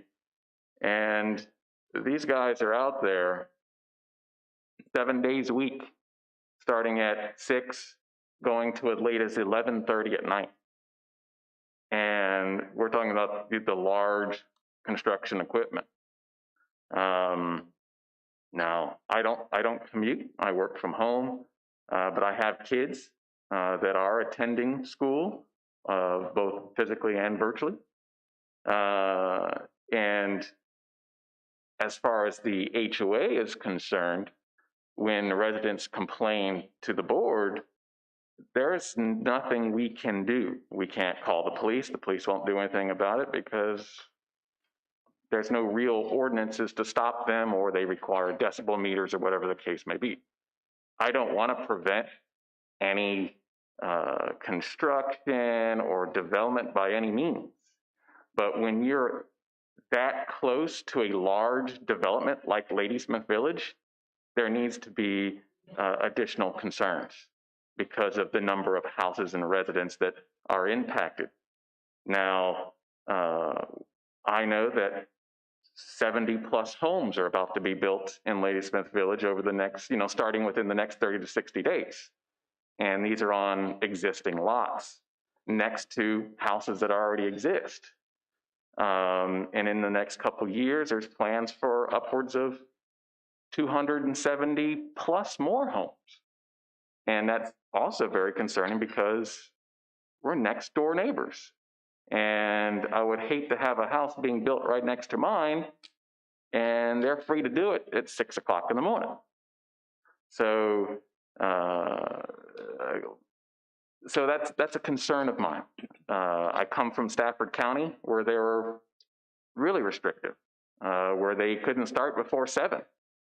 And on the weekends, they couldn't start until 8 for folks who like to sleep in. And I'm on the clock 24 hours a day, 7 days a week for my job. And it's very common that I get woken up at 4 o'clock in the morning or 2:30 in the morning. My customer's the U.S. Navy, and they need assistance, I help. So that's my concern about the noise ordinances and being adjacent to such a large community like the Village or Pendleton or the other communities that we have. It's a concern. And I definitely don't like hearing the large equipment doing what they need to do out there at all hours of the morning before I'm awake to take my kids to school, or when I'm trying to get some rest because I was just on a 24-hour shift. So that's a concern of mine, and that's all I wanted to say. Thank you. Anyone else wishing to speak? Anyone else wishing to speak? Last call, anyone wishing to speak? Hearing none, the public hearing on the Chapter 68 of the Caroline County Noise Ordinance is closed. Board member. Mr. Chairman, I think the speaker said it best, and that's been my concern all along. It's similar to my concern with the previous thing with the sawmill is we need to be good neighbors to folks, and I understand the builders are not necessarily the neighbor. They're just building a house. It's their job, but they do impact the quality of life. In this case, in Ladysmith Village, I've got the same thing in Brookwood. I'm sure there are other places that have the same thing. So we need to be mindful. I'm willing to compromise on the 6 to 10 right now with the intention of looking at it a lot closer if there are more problems, but I'll make a motion to move it forward or to accept the proposed amendment. I have a motion. Do I have a second? I'll second. Have a motion and second. Any further discussion? All those in favor signify by saying aye. Aye. Opposed? Mr. Underwood, are you opposed? Yes. All right. Well, Mr. Forehand, Roll call. roll call vote. Mr. Forehand, Aye. Mr. Black, Aye. Mr. Underwood, Nay. Mrs. Long, Aye. Mr. Thomas, Aye. and I'll vote aye. And I understand, Mr. Thomas, that we will look at this in the future because we are going to have more buildings.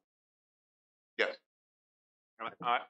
If we do readdress this, and I perhaps break it out by weekend, at least for on a Sunday, start later on a Sunday or something like that. Yeah, we'll have to come back and look at this. Well, It'll get you something to start. if there are more complaints from Ladies from Village, I'm sure he's gonna let you know, and then you can bring those back. I've got a ton of complaints from Brookwoods, but, we'll look at it again. We'll see what this works as a first step. Thank you, Mr. Fincham. Mr. Fincham, number 7, do you want to address it? Mr. Chairman, we had some amendments to the proffers related to RZ 17, I'm sorry, it's not that. RZ 5-2019. And based upon those amendments, we're going to re-advertise this item for public hearing at your December meeting. All right. This is the property on Route 1 on the county at line. the county line, yes, sir. Appears to be operating, but not in the Caroline County Park. Diagonally, yes, sir. It's very distinct.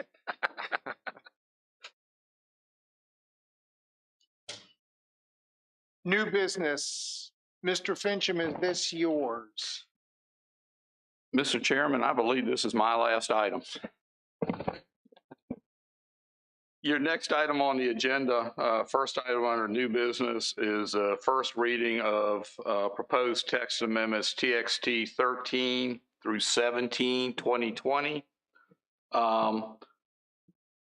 This item was forwarded to the board from the Planning Commission. We actually have a commercial prospect who is looking at developing a kennel in the county. He's an existing business owner. In talking to that individual, we identified some needs related to the proposed zoning regulations as to how his business would fit. And really, at the end of the day, he's we use the term doggy daycare.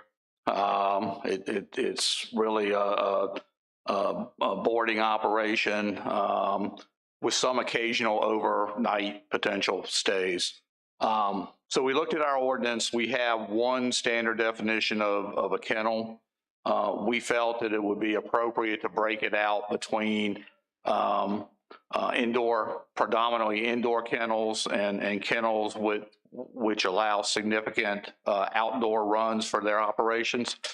I will tell the board that we also have a set of development standards that are going to accompany these regulations. Those standards are at the Planning Commission and will probably come to the board at your January meeting. So we actually have a couple of options here.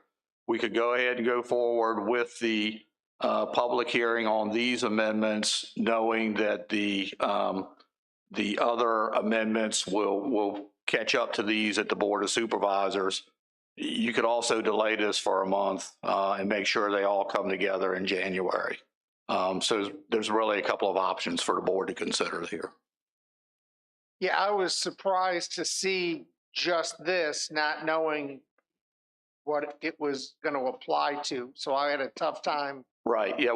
I think we have 8 standards that we've written into the ordinance for the by right use or for the permitted uses. And obviously the uses that are subject to a special exception permit would be subject to that whole permitting requirement process by the board. So we actually have developed standards. And I can email a draft copy to the board for you all to look at. Because I guess here's what has me a little perplexed. Somebody's in a B1 business now, and they want to expand into being a kennel. The businesses around them didn't see them as a kennel before. Right.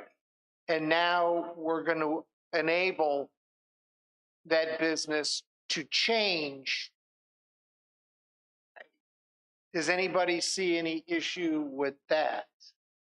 Because if you're running something different next door than you're used to, there were no animals and now there's going to be animals, and you're in the middle of a B1 business slot, how does this impact your neighbors? And I think that's going to be, Mrs. Long, I'll let you.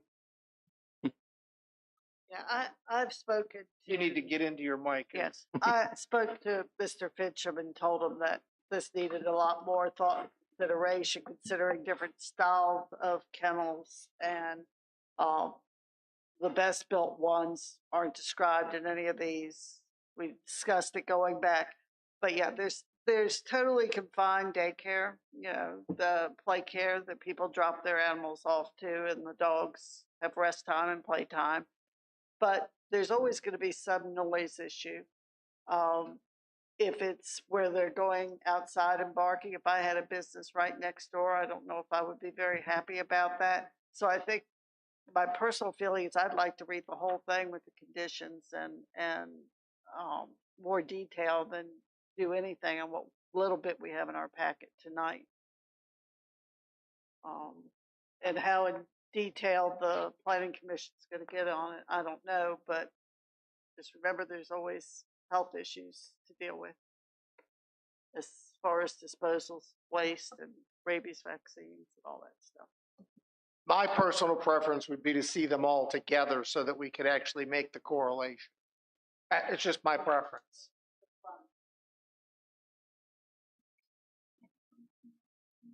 Other board members? Mr.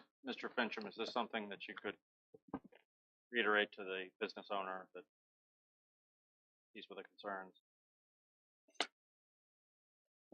I don't think you would have a permit approved for a business. Well, let me rephrase that. Assuming that the condition, yes, I can reiterate those concerns. From a development perspective, and I'm not saying this to, you know, one way or the other. From a development perspective, you're not going to have a site plan approved for a business in the 1 month time frame between one set of regulations and another set of regulations. It just can't, the process won't allow it to go that quickly with your outside agency reviews. So there is a defense mechanism there. I think we can have all the regulations together for you for your public hearing at your first meeting in January, if that's what the board desires. I can certainly have, well, I think we can have all the regulations together for public hearing with the standards as well as what you have before you tonight for your January hearing. Hearing or first reading? Could you have a first reading by? I could probably get you the draft regulations from the commission for first reading in December. That would be helpful. And I would think if a business person is wanting to expand and do something, as long as they know we're working to try to feel out the problem and make it work, we're not ignoring the issue. We just want to do it right. I don't want to do it 2 or 3 times. Yeah, and we have acreage requirement, a minimum acreage requirement for this proposed use in a draft regulation. So owing to the concerns about noise, neighboring businesses, et cetera. I just had a vision if somebody has a business and they're going to start doing daycare for dogs, and they're already between two other businesses, and then poof, and then everybody's up in arms.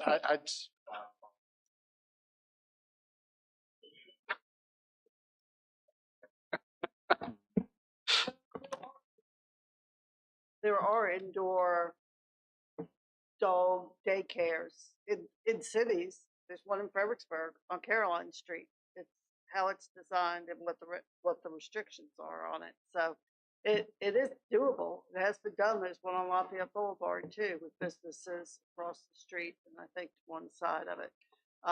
But it needs to be done appropriately so the businesses aren't disturbed. Mr. Forehand? Mr. Finch, when you were doing the intro, you meant, or you indicated the majority of time would be indoors when you were describing indoor, I guess. But the definition doesn't have any allowance for the animal to go outside at all. No, it doesn't. A strict interpretation of the definition is everything would have to be indoors. So I think that gives you a little cover in terms of timing, but also recognize there's probably the need for some outdoor recreation activities. If you remember, we did special exception permit for a kennel down in the Dawn area where they're actually housing all the animals within their single family dwelling. But they were allowed some limited outside time for recreation purposes. So going back to what Ms. Long said, yes, there are facilities that are all indoors. But in drafting the conditions, we've put some language in there for consideration to allow some limited outdoor recreation or exercise time. All right, and that's, I guess that would be where our site-specific control appropriateness would be come into play or something. Yes, sir. And the other was the text amendment 16/2020. Is that would be by right in M1? Yes, sir. Okay. It doesn't say. I was thinking that was what. Okay. All right. Thank you. So what is the will? Do we want to combine this with a draft? And Mr. Black, knowing the property owner, we can actually start working with them on the process. So that they're not behind the zoning, so to speak. Okay, I would appreciate that because they are a very responsible business owner in the western part of the county. Very popular too. And we've talked to the owner, and he's aware that we're working on this. Mrs. Long? Mr. Pitcher, you may want to consider putting a definition in there for daycare as we talk, because I mean, turf drain underneath, they don't have to go outside. It's expensive, but that's how it's done. At least in the couple that I've seen, and goodness knows we don't have many in this area, but it may be coming. So we could talk about that. Okay. later.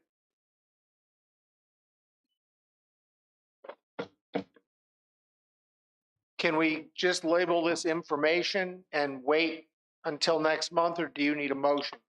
No, that's fine. We can continue this discussion to the December board meeting.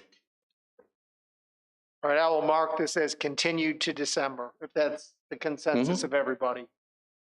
I seem to have consensus. We will move on. Agenda item 10. I've never seen this before, so I've never seen it before, and I've been doing it a long time too. As you see in the packet, the county legally sold a piece of property on Ladysmith Road for taxes, but it did ultimately provide a surplus of funds once all of the fees were paid and the taxes were paid of $96,822.13. That is held by a code section by a trustee for 2 years for the owner or heirs or assigns or a lien holder to request those funds from that trustee. And if not, when that hits that 2-year mark, it is automatically transferred to the treasurer, which happened this summer, where those funds were transferred to the treasurer. However, not long after that, we did receive contact from an attorney requesting those funds on behalf of the original owner. And what's required by code to give that back is, if you choose to, you don't have to, if you choose to, you have to hold a public hearing and adopt an ordinance. So you have to adopt an ordinance, which is what requires the public hearing. If you chose to do that, obviously it's sort of found money to the county. We got our taxes paid. We got our fees covered by the attorneys, the cost of selling the property. So the $96,000 is a windfall. But if you chose to give this money back after the public hearing, I would ask that you not give it back in full, due to the fact that we're going to have Mr. Emerson preparing some things to do it. We're going to have to pay the freelance to advertise it, and staff's fiddle with it, a few hours. So I don't think they should be entitled to the whole amount back. And certainly we could come up with a recommendation after the public hearing of what we've spent and fiddling with it. But I think that would be fair. I mean, we've already had to write a memo in a board pack. I mean, we're already doing things because this person didn't collect the funds in a timely manner. Are you sure this person's really part? I mean, where were they for two years? Just want to make sure it's not a fraudulent claim. Yeah, how do we verify this isn't a fraudulent claim?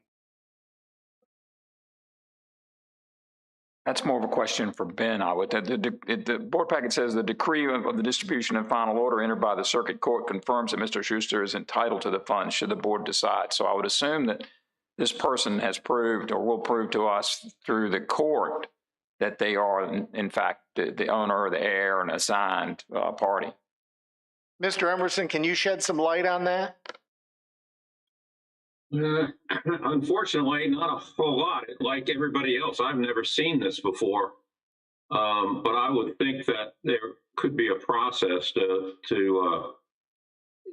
verify that the person is who they say they are, and and determine that they're either the property owner or the heir or whatever, so that they have legal entitlement to the money. We would just need to look into that and do that, depending on what y'all decide you want to do with the funds. I mean, you don't have to give any of it back if you don't want to. And the treasurer is zoomed into this meeting too, and might be able to shed some more light on it as well, because I think she may have some information if you want to speak to Beth. She's available as well. Is she online also? She is. She might be muted, or. I think she's muted. Yeah. I was muted. Oh, we now can hear you, sort of. And this is the first time since I became treasurer that we've ever had this come up, and I think that we would need to make sure that the person was who that they are the trustee. I don't know.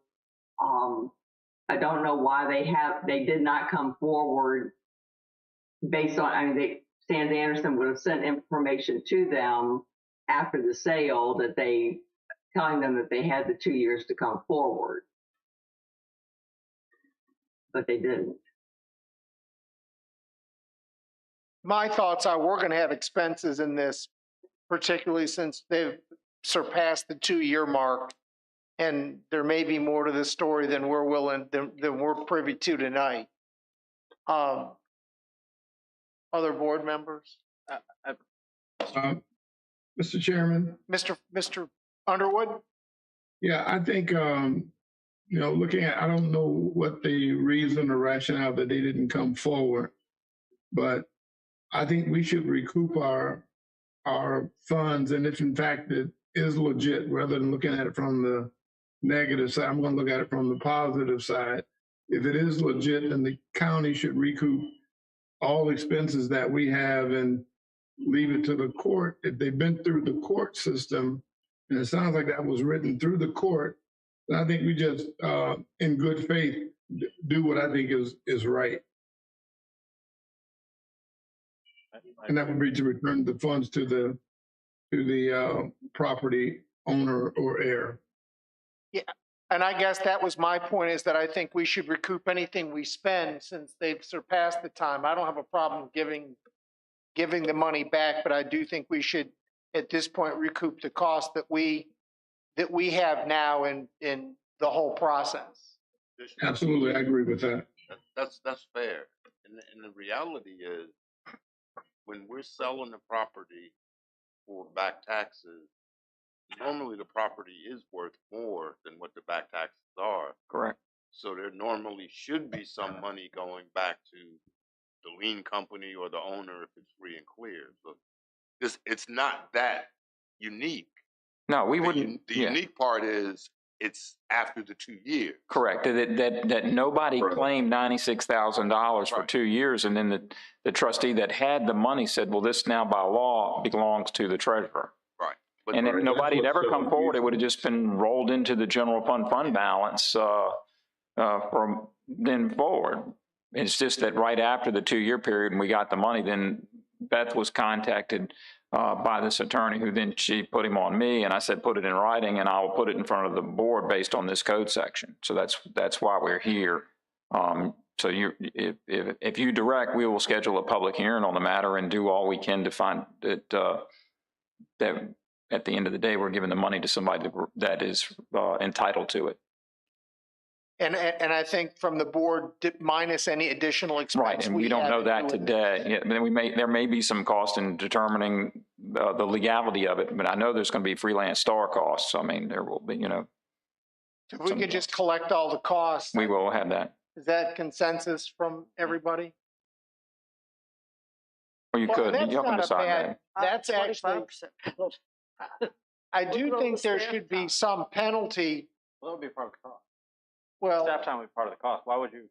I mean, once we recover the cost, and I would imagine staff time would be part of it. Why would we assess the penalty on top of that? To me, whatever. Well, the you cost pay if you miss your taxes, you pay penalty plus interest. Right. You're not required to give it all back. You're not required to give any of it back. So you can set whatever guidelines you want, but it's got to be done after a public hearing and you adopt an ordinance with that in it. So it may be hard for you to assess the staff costs. I mean, I can tell you our cost in terms of time that we spend on it, and obviously advertising costs and that sort of thing. Time for the staff is a little bit more ambiguous. Right. We don't track our time like attorneys do. From my perspective, and I agree with Mr. Black, I don't think we need to be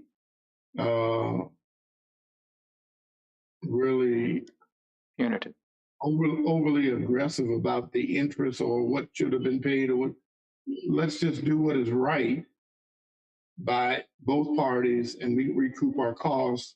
And if they are duly due the funds, and give them the funds and close the book on them. I don't think we need to penny grub anybody, or because they didn't pay, or whatever the circumstances were. Something apparently had to happen to put them in this situation. So I think we resolve it in a very amenable manner and move forward.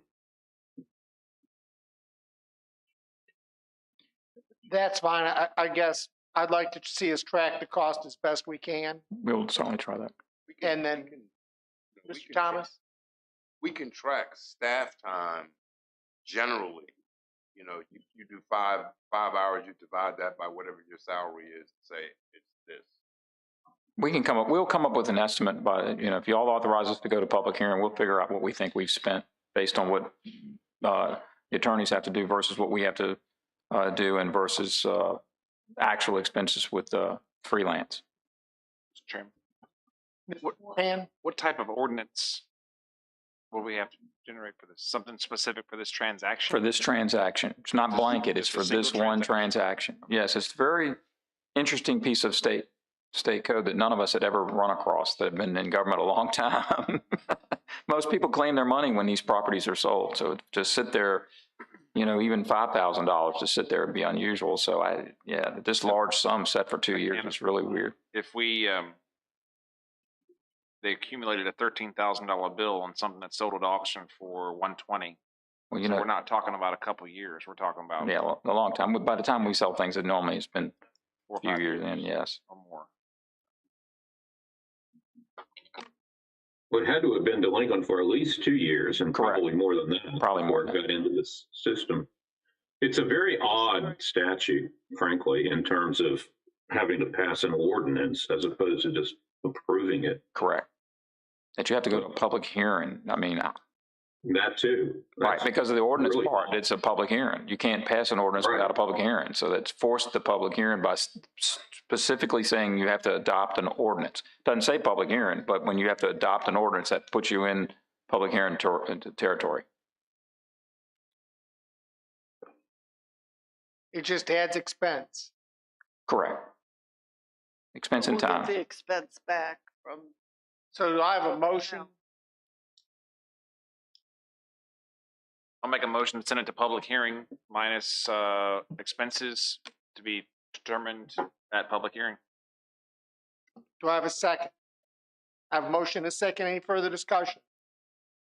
All those in favor signify by saying aye. Aye. Aye. All opposed? Ayes have it. Motion carries.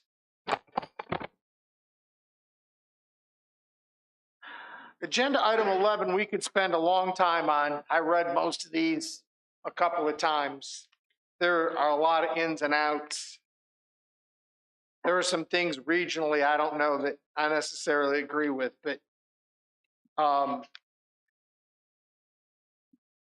board members' comments, there's just so much that is in here that I'm not sure at the end of the day what we're going to get. Isn't he also asking for any other topics or suggestions? Yeah, that is one. And you know, the number one topic I think that's resonated here for the last 4 months is we're primarily looking for broadband dollars. And secondly, we're looking for VDOT dollars for secondary road maintenance, ditches. I mean, sometimes I think we go in with way too many things, which dilutes what our real goal is. And we've talked about, I mean, if you just look at tonight's meeting, broadband, secondary road money, I mean, and ditches is probably even beneath secondary road money when you talk about it. And then what we discovered at VACO was school money from the state. Yeah, education has to be, I mean, that should be a. I mean, that's one of the biggest things to me is school money. Because if I had the school money, then I could use my own broadband. But we're giving 2 or 3 million more than the state should be giving. And that has been a problem for a long time. You know, when the times get good, they give you a little bit, which looks like a lot. When time gets bad, they just stop giving and everything keeps moving forward. And that's the definition of an unfunded mandate. Correct. But I mean, I looked at all these and all the nuances and the innuendo in some of these. It's like the AOSS, the failure stuff. Now, we know if one fails, it's a house.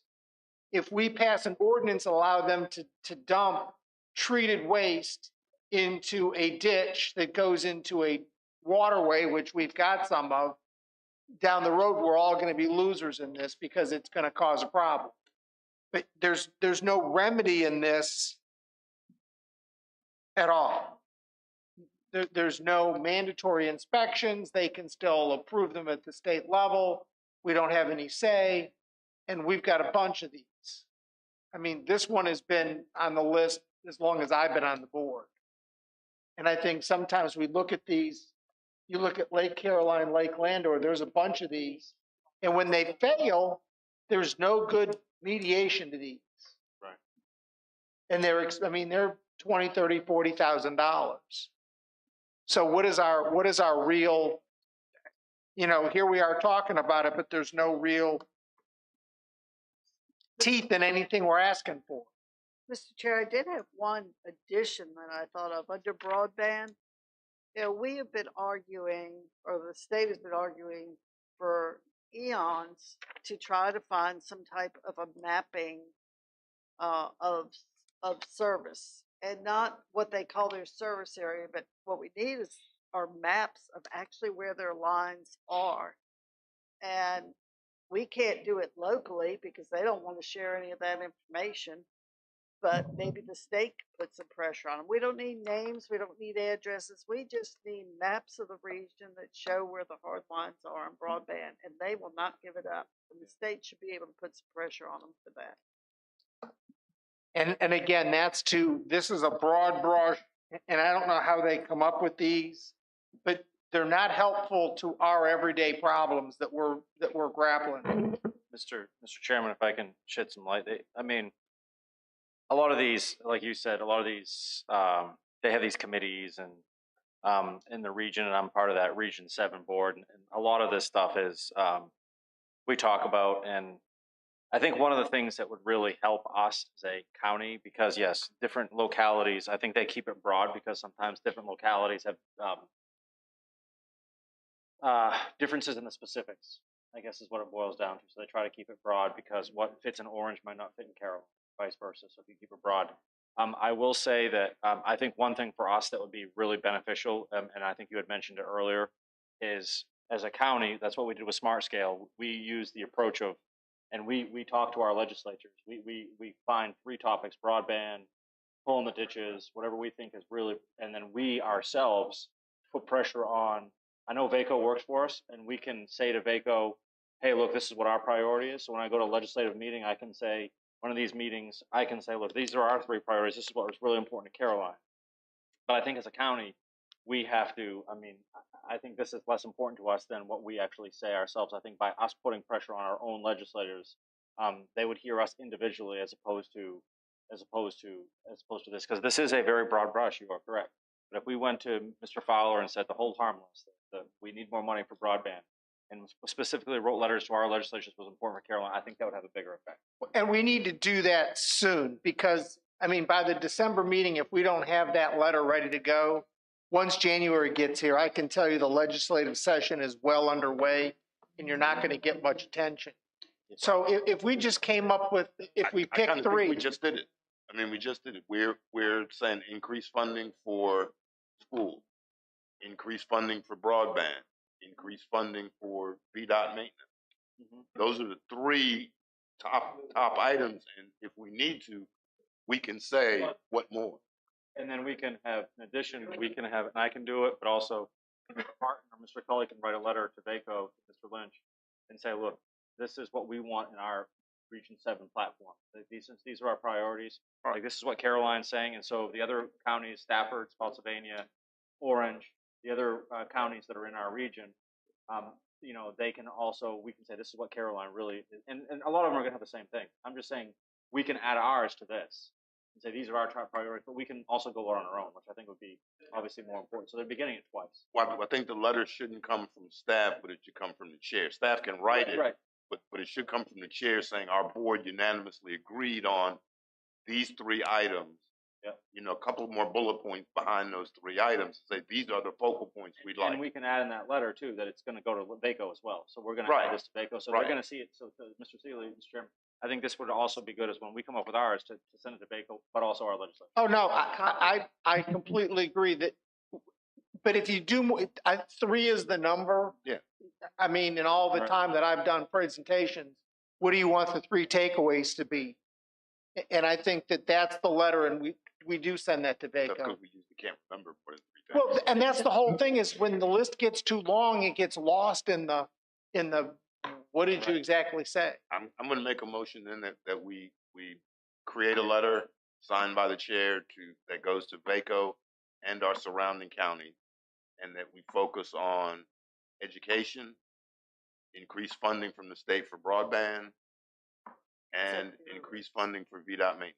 And Mr. Parton, if you could also send that to the Region 7 chair, which is Mr. Crozet out of Orange, so that way he can see it, as well as Mr. Lynch from VACO. So that way the Region 7 director is seeing it, as well as Mr. Lynch, who's the overall.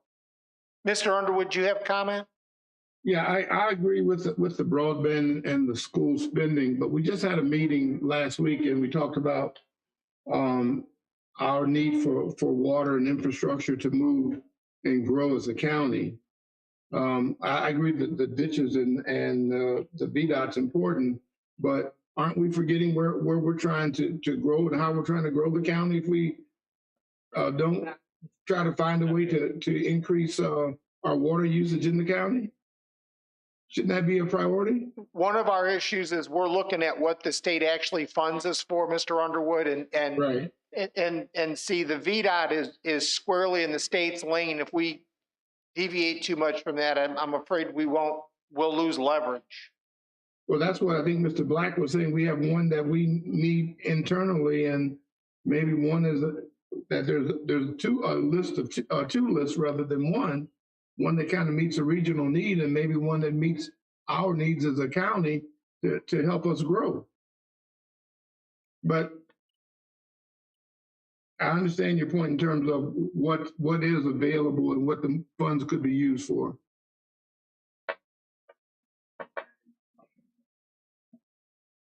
So that's a good point that he makes. I think really the water and sewer and those kind of expansions are more internal and the county responsibility.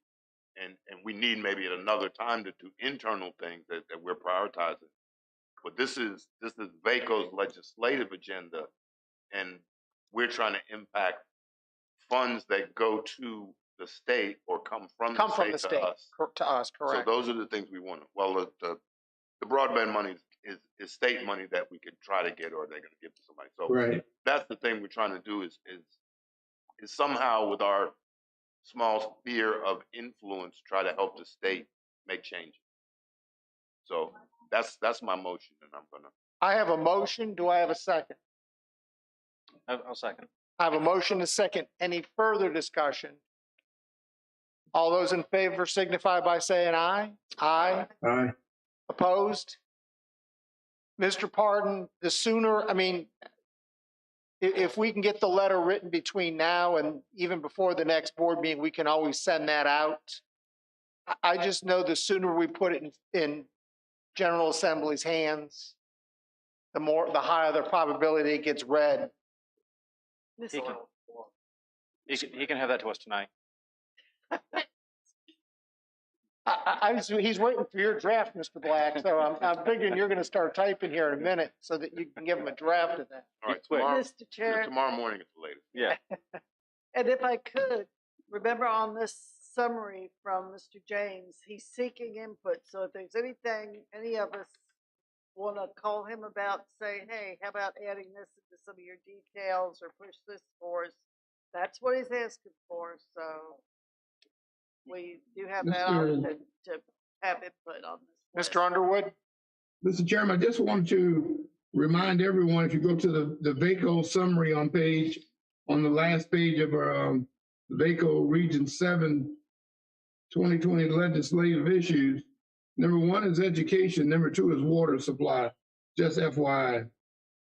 So we've already voted, but I want to bring that to your attention.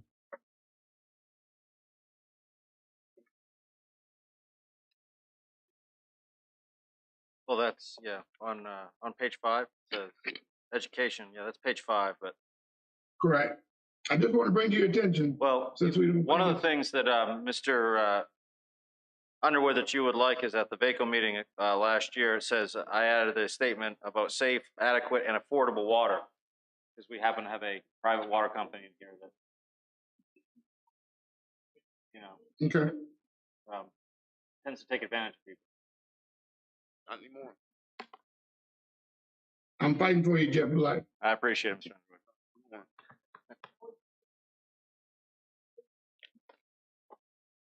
All right.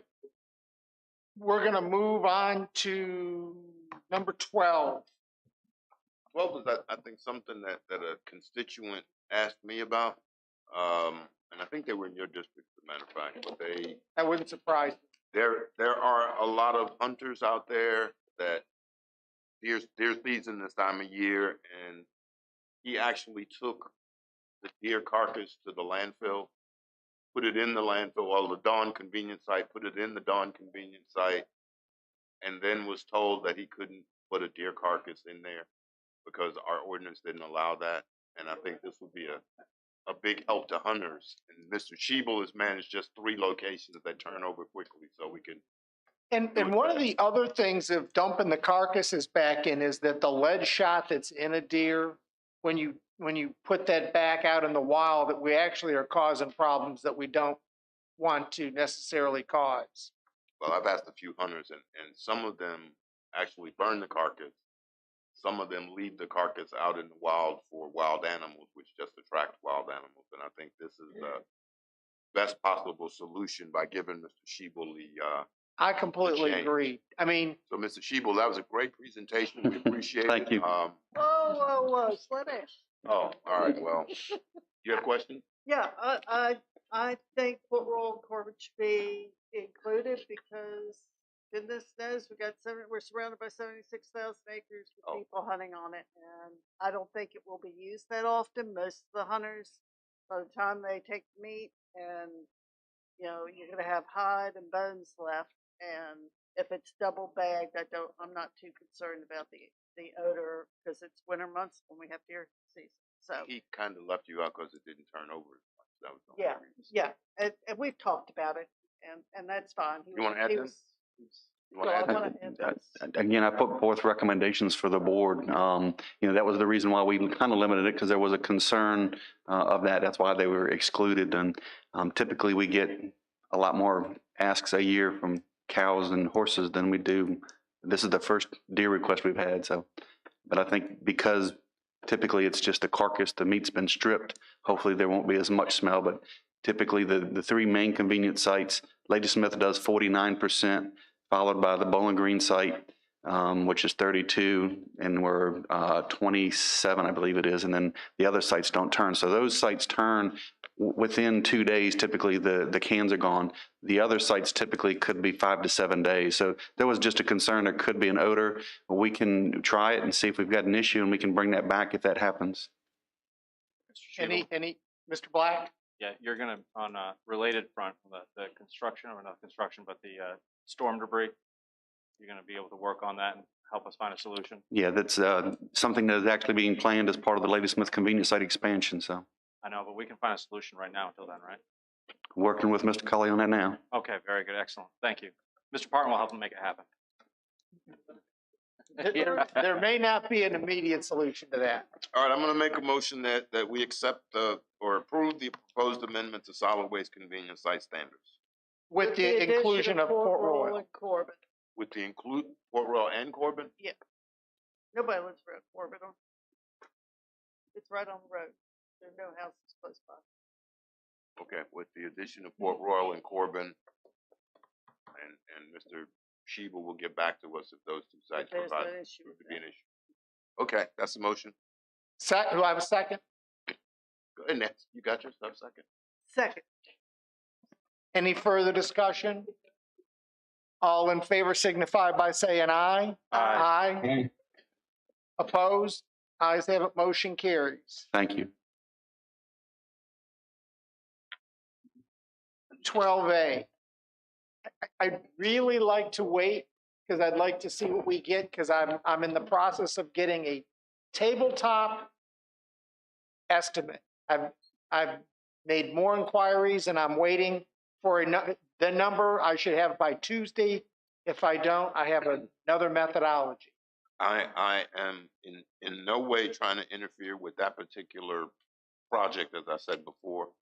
What I would like to do is send a message to all of the possible providers that are out there, that Caroline as a county is willing to help. The presentation that Mr. Black and I attended from VACO, Prince George's actually helped string fiber along the pole. If we had X amount of dollars in our CIP and some entity came to us and said, we would like to help with the expansion, we could say, yes, we've got something there, but we're actually saying we're willing to do that. Now I had thought something small as a token, like $1 million, would be a good thing to have in our CIP. Mr. Black thought that wasn't enough and we should add more. So I think we should at least say that we've got, some money that we're willing to invest if there are providers out there that would help us. Has nothing to do with your project. If your project comes through, that may be part of this money, it may not be. But we need to send a message that we as a county are not the holdup. We as a county are trying to work with anybody, anywhere, any entity, I don't care who it is, to help us get broadband to our citizens as quickly as possible. And I think we would all agree that we want to add broadband to our citizens as quickly as possible, right? Well, and it's in our state initiative that we're sending to the legislature, so I don't think there's any doubt about that. Well,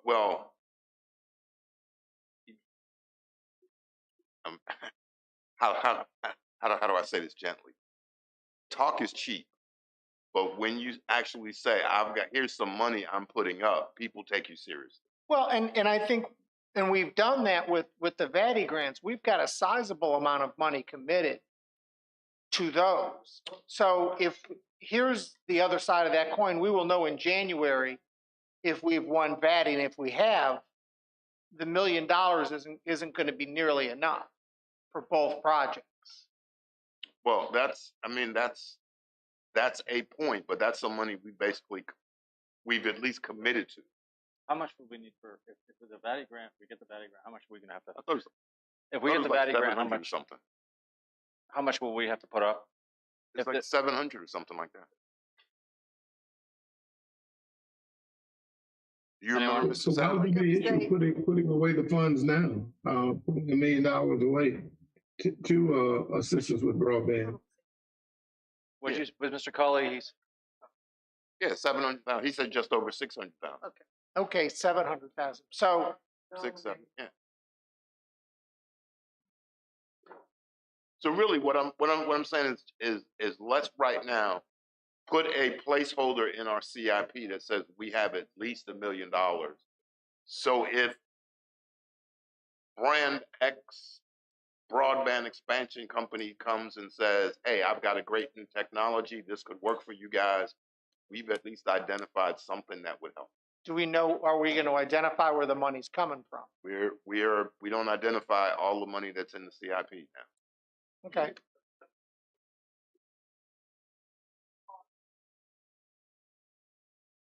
In our CIP that says broadband expansion.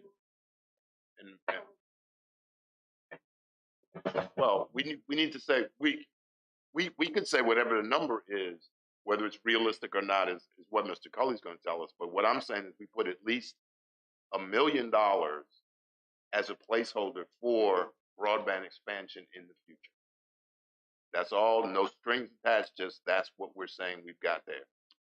And then one of the things that's going to help us too is if we have a second round of, one of the things that they were clamoring about at the VACO conference is if there's a second round of, you heard it, COVID money, which appears like they're trying to pass something, that there's a good chance there'll be less strings attached as far as the timing of that money, because all the localities were complaining that they want to take their COVID money and it was able to be used for broadband. All these localities were complaining that there was no project that they could get in time based on the limit that they had. So you get the COVID money and then you get 3 months. There was no internet company that could build out a project within 3 months. Well, we now have 2 plans. I mean, Atlantic has 2 projects. We know what they cost. We know where they would go. But if we didn't get those and we got a second round of COVID, we have 2 projects ready to go. And if we get a second round of COVID and it's more than that, right? We've got money we can do other things. So I'm really saying we can send a powerful message to providers and our residents by saying we are willing to put money up front in our CIP for broadband expansion. And Mr. Culley understands that if we were to get a second round, we don't need any more scanners that scan my temperature. People need broadband. So he would understand that the board would hold that money make it our priority would be broadband for that money. We should prioritize for broadband. We also need to make sure we're alive so we can use broadband. So. Yeah, there's no telling what strings there'll be to that money. It could be, The government have strength. Come on. it could be it could be vaccine, it could be any number of things. But it seems like we've got, the majority of the board's ready to go along. I think, we ought to do this. So I'm going to make a motion if there's no more questions that we include $1 million in our CIP for broadband expansion directly, and we'll discuss with any provider that comes forward how to use that money. Second. We don't necessarily.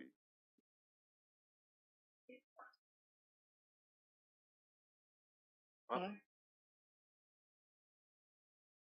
Yeah, it's all the one. No, no.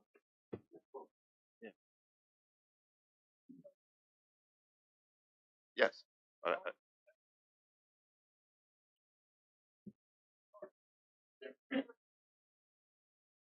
And Mr. Underwood has seconded. Any other discussion? Hearing none, we're gonna put $1 million, up to $1 million into capital CIP on the list. Any other questions? All in favor signify by saying aye. Aye. Aye. Opposed? Ayes have it, motion carries. We may as well go through the rest of this and do closing board comments, and then when we come back out of closed session, if there's motions, we can make them, but then we'll be ready to wrap up. Mr. Cully, do you want to do any of the informational items that are on here?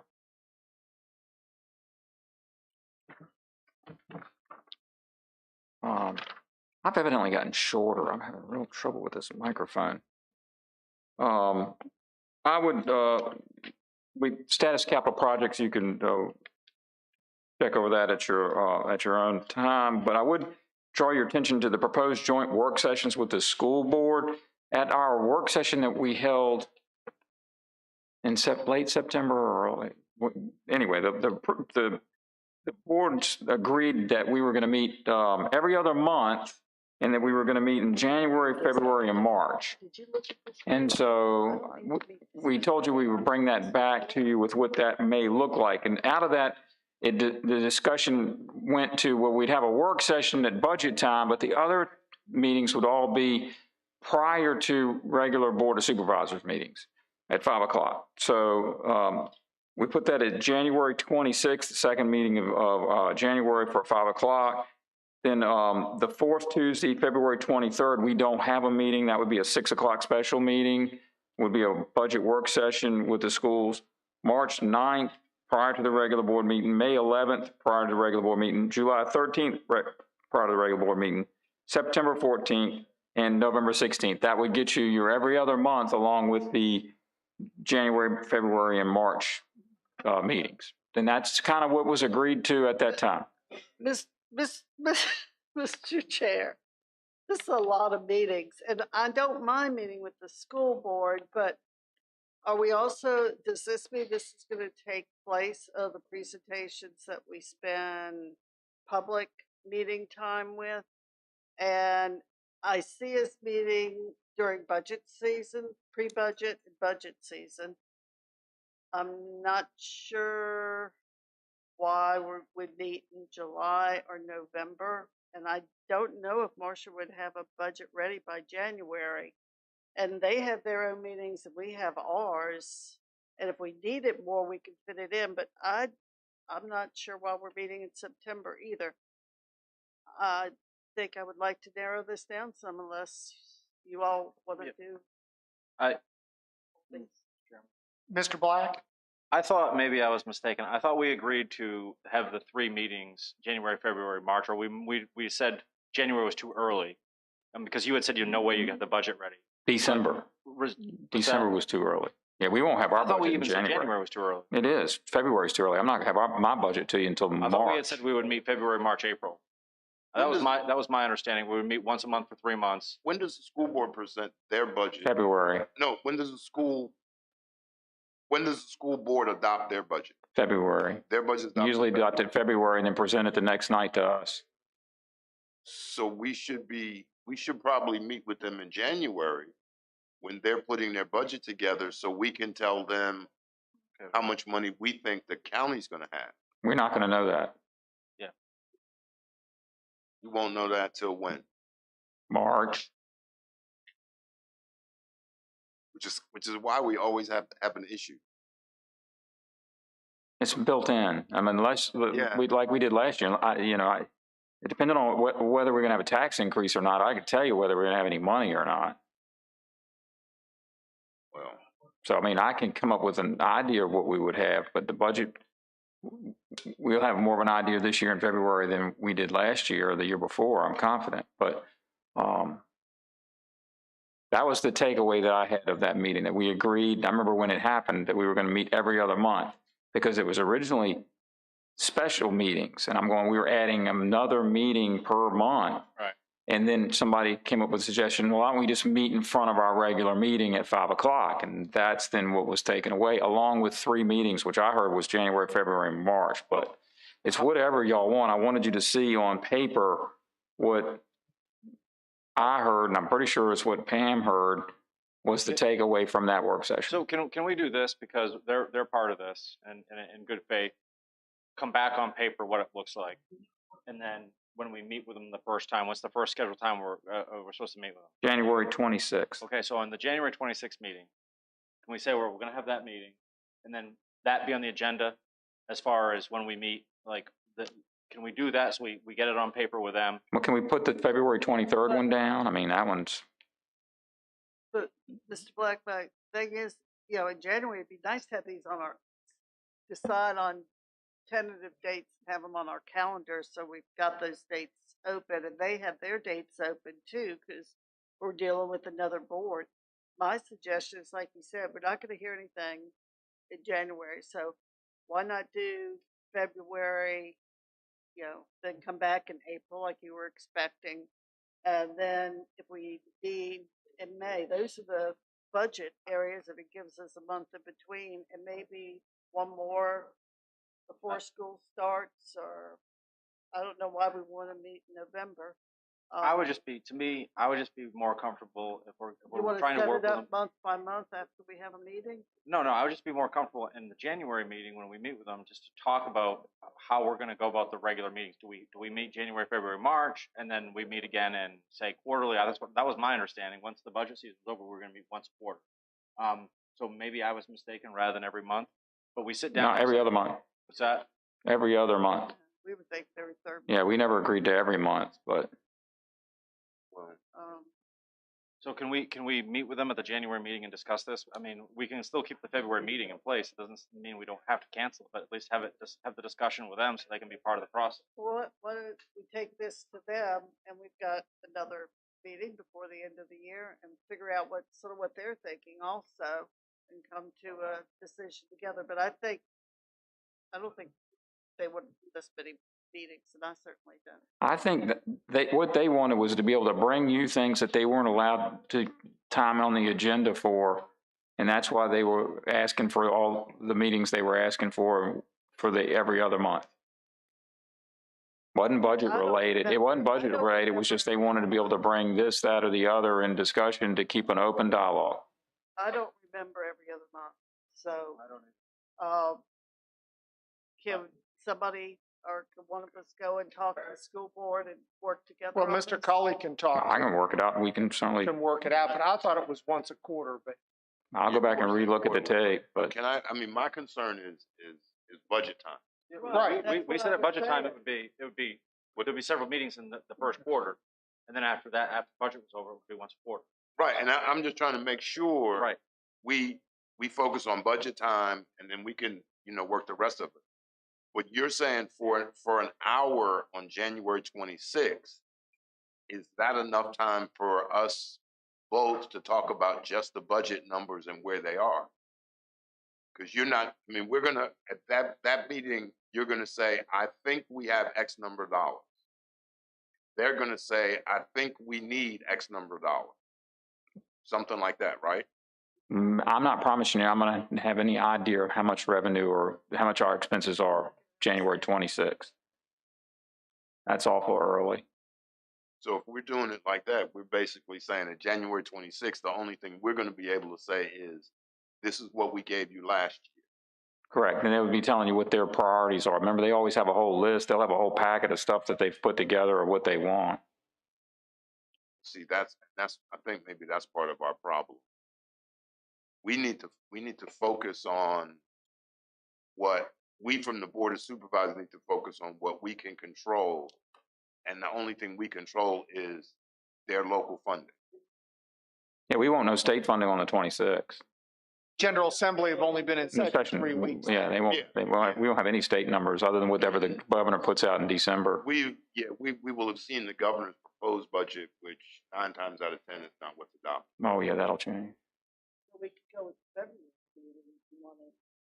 And the February meeting is a special meeting already, which would be All right. 2 or 3 hours long. Let's just have how about we do this? How about we just have Mr. Cully contact Dr. Calvera, and then we can do it through email if we're okay with it, rather than us make the decision, because they're part of it. They're a part of the meeting process Isn't that too. what I just said? Well, see, that's kind of what I was saying, is we set our priorities of what this meeting is going to be. In January, we're just going to talk what the number is. And then in February, we're going to sit down and listen to programs and priorities. So it may work on the first 2, and the March one may be something more serious. Just go with it. I mean, I can work it every out. other month is just, there's no way we're going to keep this pace up. No. Mr. Underwood? Yeah, again, based on making the budget and them starting the budget process, they're always going to want more than we have. So I think Mr. Thomas made a good statement that we look at what we have control over, and so that they don't come with any idea that we have more than what we've had available in the past. That's where I like to start, is always at level funding and move up, because we don't know based on the economic conditions. We may end up better than we were, we may end up worse. The things we have control over, we have control over. That when we don't, then they have to make some decisions.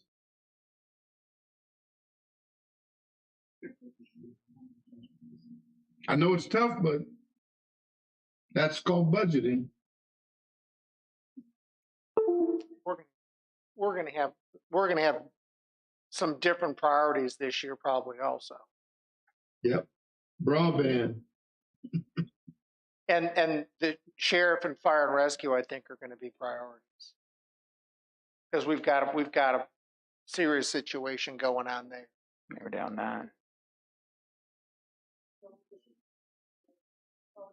I'm going to let Mr. Cully go back, and because as what I'm hearing is January, we don't have a lot of faith in. February, not a problem right now. That would be a what they want, all their priorities, and then, but I mean, the July, September, November, I was going by on what I heard that day. I understand. And the January meeting, any thoughts? You've got 2 more meetings to decide for that. All right. Whether you do January or not. This was just to get it on paper because we had talked about it. Let's let you go back and negotiate this with the superintendent. I'll find out what they agree with. All right. And then maybe you can say, based on what we just said, what we expect from the January meeting, and then what we expect from the February meeting. And then we can go from there. Yes, sir.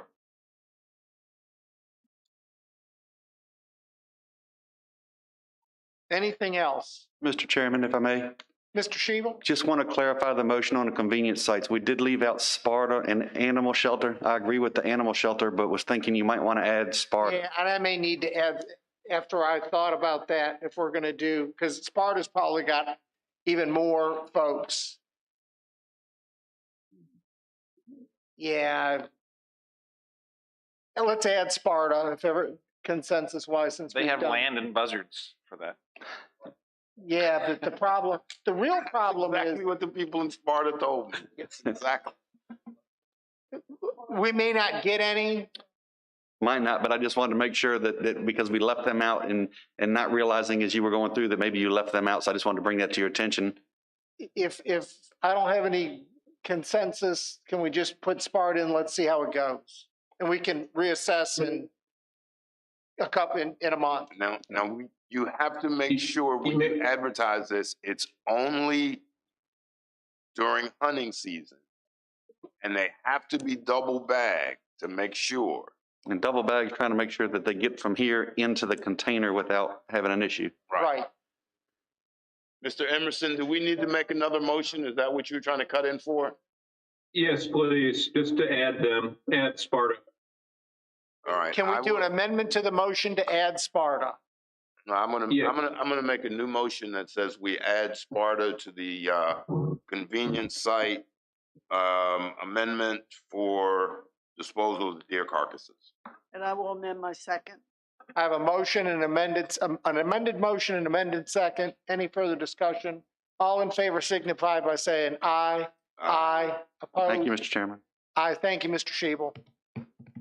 Okay. Do we want to go ahead and do closing board comments? Session for broadband strategy is Mr. Black's.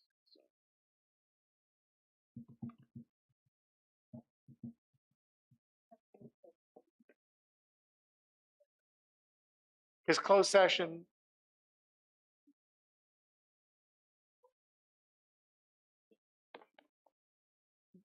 Between now and Christmas?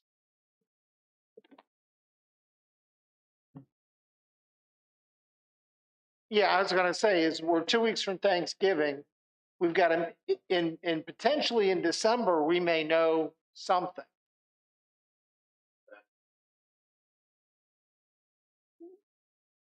Right. But I mean, we could do that at the December meeting. I mean, we're 2 weeks from Thanksgiving and then our first meeting, next meeting is December 8th.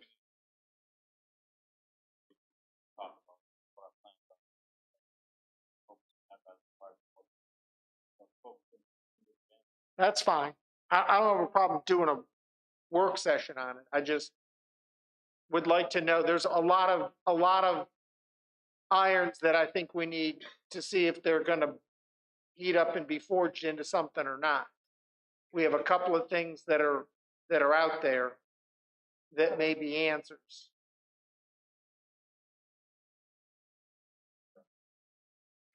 Yeah.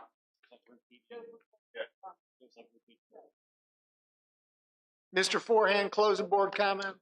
No, none, sir. Mr. Black? I would just like to reiterate something that's Mr. Stork said. That's maybe we don't say enough, and as Board of Supervisors, but we do have an unbelievable staff. Anytime I call or we call and we ask for something, we may not get it right away, which sometimes I'm a little impatient, but no. Yeah, but anyway, they do a really, really good job. When I call, whether it be Mr. Shebel or Mr. Fincham or Mr. Wilson, Chief Loftus, anyone that in the staff, Mr. Part, Mr. Cully, they do a really good job. So I think that we definitely need to recognize that. So thank you. Mr. Underwood? Closing board comment? Yeah, Mr. Chairman, my comment is, I agree with Mr. Black about our staff and what they do. I would even go a step further that when they save us the amount of money that Chief Loftus and Kevin Whiteman do, there should be some financial bonus for those guys for saving the over $100,000 that they save us. I'd like to see us give them some kind of monetary bonus for saving the county money. I just think it was just phenomenal what they did, and I think we should go a step further and just say thank you. I agree. All right, thank you, Mr. Underwood, and I have made that point with Mr. Cully already. I've had many people say that. Mrs. Long? You want to have a good Thanksgiving. Be safe. Remember who you invite in your house. Mr. Thomas? Yes, just at our last board meeting, I did do that, and I recognized Mr. Whiteman and Casey, and she was actually at the monument thing. And you always hesitate to do that because you leave somebody out. We've got a new finance director we don't want to leave out, and we definitely cannot leave out the backbone of the county, which is Mrs. Pam Hall, who does a lot of things. So I think we covered all the people, but we appreciate all of the work our staff does. See, I left out Mr. Sadler and Mr. Farmer, looking at them now, and Mr. Fincham. But we do appreciate them all, and we want to make sure they all get recognized, in some way or form. And that was it, and I'm ready to read this motion that you've given me to read. Thank you, Mr. Thomas. Please read. I move that the board convene and close meeting pursuant to the acquisition of real property exemption, section 2.23711A3 of the Code of Virginia, to discuss a potential real estate acquisition and consultation, and number 2, consultation with legal counsel and briefings by staff exemption, section 2.23711A8 of the Code of Virginia, to discuss specific legal matters requiring legal advice related to foregoing matter at the and the rate application filed by Aqua Virginia at the State Corporation Commission.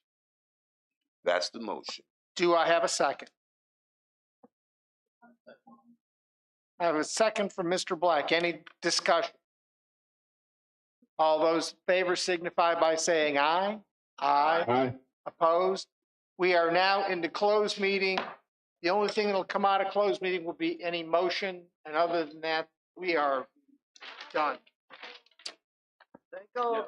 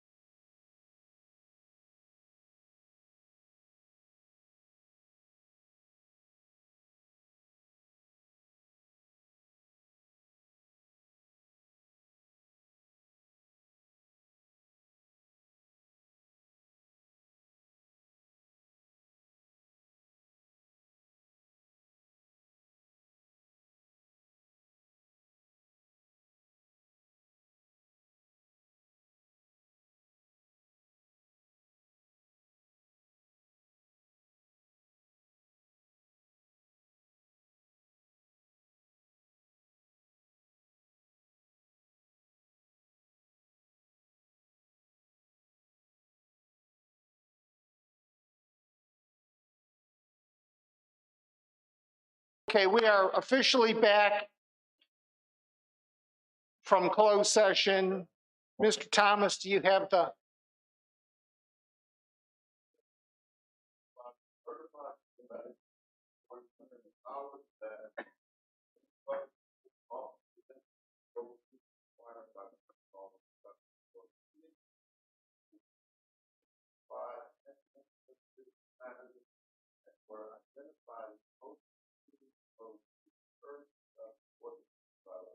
Do I have a second? Second. I have a motion and a second. Any further discussion? All in favor signify by saying aye. Aye. Mr. Forehand, do you so certify? Certify. Mr. Black? I so certify. Mr. Underwood?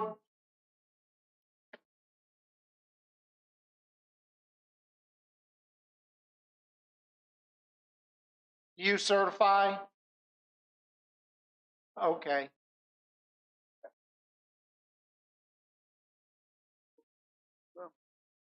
I say certified. Mrs. Long, Mr. Thomas? And I'll certify, and I just, just need Mr. Underwood to certify. I so certify. Thank you, sir. There you go. Thank you. We had to switch him from one room to the other. We have one motion coming out of closed meeting, Mr. Cully. Or if you want, Mr. Emerson could read it, but I thought it was a motion to participate, have Sands Anderson prepare that we participate in the rate case with Aqua, and also instruct them to file a motion in that case requesting a public hearing be held in Caroline County, and also that no further work would be done after those two things, and get that done by tomorrow. So moved. I have a motion. Do I have a second? Second. I have a motion and a second. Any further discussion? All in favor signify by saying aye. Aye. Aye. Opposed? Motion carries. That is it. All I need is a motion to adjourn. So moved. Second. I have a motion and a second. All in favor signify by saying aye. Aye. Opposed? Motion carries. We are adjourned.